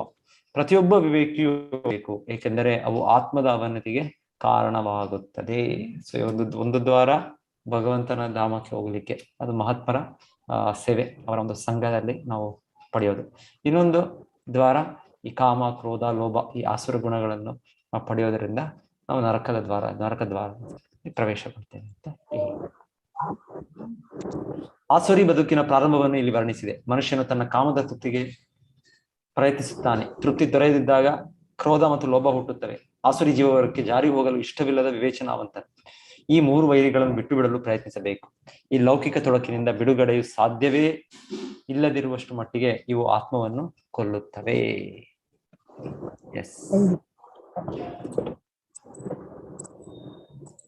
ಏತೈರ್ವಿಮುಕ್ತ ಕೌಂತೆಯ ತಮೋದ್ವಾರೈಸ್ತ್ರಿಭಿರ್ನರಃ ಆಚರ್ಯಾತ್ ಆತ್ಮನ ಶ್ರೇಯಸ್ತತೋ ಯಾತಿ ಪರಾಂ ಗತಿನ್. ಕುಂತಿ ಮಗನಾದ ಅರ್ಜುನನೇ, ನರಕದ ಈ ದ್ವಾರಗಳಿಂದ ತಪ್ಪಿಸಿಕೊಂಡವನು ಆತ್ಮ ಸಾಕ್ಷಾತ್ಕಾರಕ್ಕೆ ನೆರವಾಗುವ ಕರ್ಮಗಳನ್ನು ಮಾಡುತ್ತಾನೆ. ಹೀಗೆ ಕ್ರಮೇಣ ಪರಮಗತಿಯನ್ನು ಹೊಂದುತ್ತಾನೆ. ಮನುಷ್ಯ ಜೀವನದ 3 ಶತ್ರುಗಳಾದ ಕಾಮ, ಕ್ರೋಧ ಮತ್ತು ಲೋಭಗಳ ವಿಷಯದಲ್ಲಿ ಮನುಷ್ಯನು ಬಹಳ ಎಚ್ಚರಿಕೆಯಿಂದಿರಬೇಕು. ಕಾಮ, ಕ್ರೋಧ, ಲೋಭಗಳಿಂದ ಮುಕ್ತನಾದಷ್ಟು ಅವನು ಬದುಕು ಶುದ್ಧವಾಗುತ್ತದೆ. ಆನಂತರ ಅವನು ವೇದ ಸಾಹಿತ್ಯದ ನಿಯಮ ನಿಬಂಧನೆಗಳನ್ನು ಅನುಸರಿಸಬಹುದು. ಬದುಕಿನ ನಿಯಂತ್ರಕ ಸೂತ್ರಗಳನ್ನು ಅನುಸರಿಸುವುದರಿಂದ ಮನುಷ್ಯನು ಕ್ರಮೇಣ ಆತ್ಮಸಾಕ್ಷಾತ್ಕಾರದ ನೆಲೆಗೆ ಏರುತ್ತಾನೆ. ಅವನು ಇಂತಹ ಅಭ್ಯಾಸದಿಂದ ಕೃಷ್ಣ ಪ್ರಜ್ಞೆಗೆ ಏರುವಷ್ಟು ಅದೃಷ್ಟಶಾಲಿಯಾದರೆ ಅವನಿಗೆ ಜಯವು ಖಂಡಿತ. ವೇದ ಸಾಹಿತ್ಯದಲ್ಲಿ ಮನುಷ್ಯನು ಶುದ್ಧೀಕರಣ ಹಂತಕ್ಕೆ ಬರಲು ಸಾಧ್ಯವಾಗುವಂತೆ ಕ್ರಿಯೆ ಪ್ರತಿಕ್ರಿಯೆಗಳ ರೀತಿಗಳನ್ನು ವಿವರಿಸಿದೆ. ಈ ಇಡೀ ವಿಧಾನಕ್ಕೆ ಕಾಮ, ಕ್ರೋಧ ಮತ್ತು ಲೋಭಗಳನ್ನು ಬಿಟ್ಟು ಬಿಡುವುದೇ ಆಧಾರ. ಈ ಪ್ರಕ್ರಿಯೆ ಅರಿವನ್ನು ಬೆಳೆಸಿಕೊಂಡು ಮನುಷ್ಯನು ಆತ್ಮಸಾಕ್ಷಾತ್ಕಾರದ ಅತ್ಯುನ್ನತ ಸ್ಥಾನಕ್ಕೆ ಏರಬಹುದು. ಭಕ್ತಿ ಸೇವೆಯಲ್ಲಿ ಈ ಆತ್ಮಸಾಕ್ಷಾತ್ಕಾರವು ಪರಿಪೂರ್ಣವಾಗುತ್ತದೆ. ಆ ಭಕ್ತಿ ಸೇವೆಯಲ್ಲಿ ಬದ್ಧ ಆತ್ಮದ ಮುಕ್ತಿಯು ಖಂಡಿತ. ಆದ್ದರಿಂದ ವೈದಿಕ ವ್ಯವಸ್ಥೆಯಲ್ಲಿ 4 ವರ್ಣಗಳನ್ನು ಮತ್ತು 4 ಆಶ್ರಮಗಳನ್ನು ಸ್ಥಾಪಿಸಿದೆ. ಇದಕ್ಕೆ ಸಾಮಾಜಿಕ ವರ್ಗ ಮತ್ತು ಆಧ್ಯಾತ್ಮಿಕ ವಿಭಾಗಗಳ ಪದ್ಧತಿ ಎಂದು ಹೆಸರು. ವಿವಿಧ ಜಾತಿಗಳಿಗೆ ಅಥವಾ ಸಾಮಾಜಿಕ ವಿಭಾಗಗಳಿಗೆ ಬೇರೆ ಬೇರೆ ನಿಯಮ ನಿಬಂಧನೆಗಳಿವೆ. ಮನುಷ್ಯನಿಗೆ ಅವುಗಳನ್ನು ಅನುಸರಿಸಲು ಸಾಧ್ಯವಾದರೆ ಅವನು ತಂತಾನೇ ಆಧ್ಯಾತ್ಮಿಕ ಸಾಕ್ಷಾತ್ಕಾರ ಅತ್ಯುನ್ನತ ನೆಲೆಗೆ ಏರುವನು. ಆಗ ಅವನಿಗೆ ನಿಸ್ಸಂದೇಹವಾಗಿಯೂ ಮುಕ್ತಿಯು ದೊರೆಯುವುದು. ಯಹ ಶಾಸ್ತ್ರ ವಿಧಿ ಮುತ್ಸೃಜ್ಯ ವರ್ತತೆ ಕಾಮಕಾರತಃ ನ ಸಿದ್ಧಿಂ ಅವಾಪ್ನೋತಿ ನ ಸುಖಂ ನ ಪರಾಂ ಗತಿಂ. ಯಾರು ಶಾಸ್ತ್ರ ವಿಧಿಗಳನ್ನು ತ್ಯಜಿಸಿ ತನ್ನ ಅನಿಸಿಕೆಗಳಂತೆ ಕರ್ಮ ಮಾಡುವನೋ ಅವನಿಗೆ ಪರಿಪೂರ್ಣತೆಯಾಗಲಿ, ಸುಖವಾಗಲಿ, ಪರಮಕ್ತಿಯಾಗಲಿ ದೊರೆಯುವುದಿಲ್ಲ. ತಸ್ಮಾತ್ ಶಾಸ್ತ್ರಂ ಪ್ರಮಾಣಂ ತೇ ಕಾರ್ಯ ವ್ಯವಸ್ಥಿತೋ ಜ್ಞಾತ್ವಾ ಶಾಸ್ತ್ರ ವಿಧಾನೋಕ್ತಂ ಕರ್ಮ ಕರ್ತುಂ ವಿಹಾರಸಿ. ಆದುದರಿಂದ ಮನುಷ್ಯನು ಶಾಸ್ತ್ರಕ್ಕೆ ಅನುಗುಣವಾಗಿ ಯಾವುದು ಕರ್ತವ್ಯ, ಯಾವುದು ಕರ್ತವ್ಯವಲ್ಲ ಎಂಬುದನ್ನು ಅರ್ಥ ಮಾಡಿಕೊಳ್ಳಬೇಕು. ಇಂತಹ ನಿಯಮ ನಿಬಂಧನೆಗಳನ್ನು ತಿಳಿದುಕೊಂಡು ಮನುಷ್ಯನು ತಾನು ಕ್ರಮೇಣ ಮೇಲಕ್ಕೇರುವುದು ಸಾಧ್ಯವಾಗುವಂತೆ ಕರ್ಮ ಮಾಡಬೇಕು.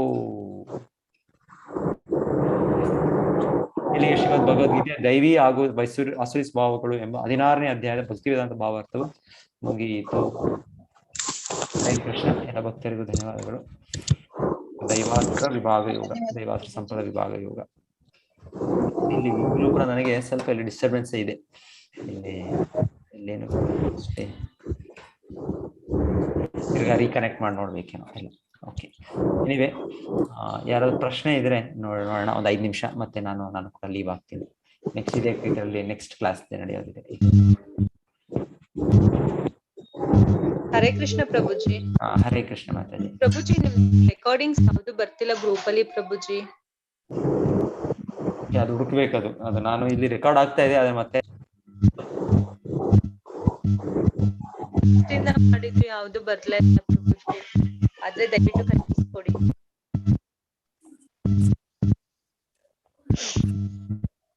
ಪ್ರಭುಜಿ ಪ್ರಭುಜಿ ಪ್ರಭುಜಿ ಪ್ರಭುಜಿ ಇಲ್ಲ. ಹೌದಾ? ಒಂದೇನೋ ನೆಟ್ವರ್ಕ್ ಪ್ರಾಬ್ಲಮ್ ಆಗ್ತದೆ. ಲೆಫ್ಟ್ ಆಗಿದ್ದಾರೆ ಅವರು.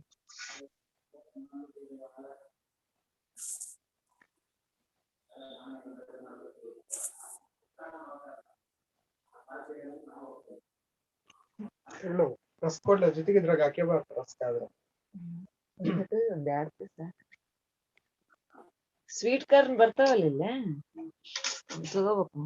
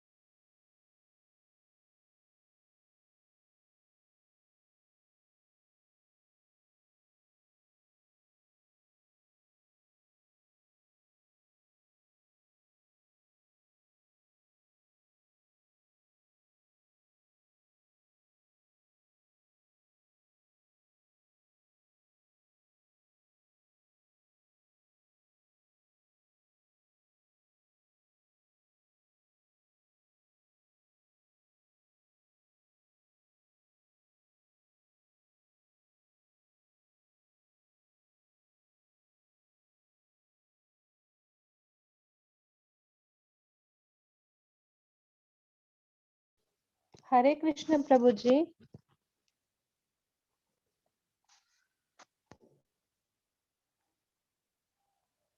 ಪ್ರಭುಜಿ ವಾಯ್ಸ್ ಎಂತ ಕೇಳಿಸ್ತಿಲ್ಲ.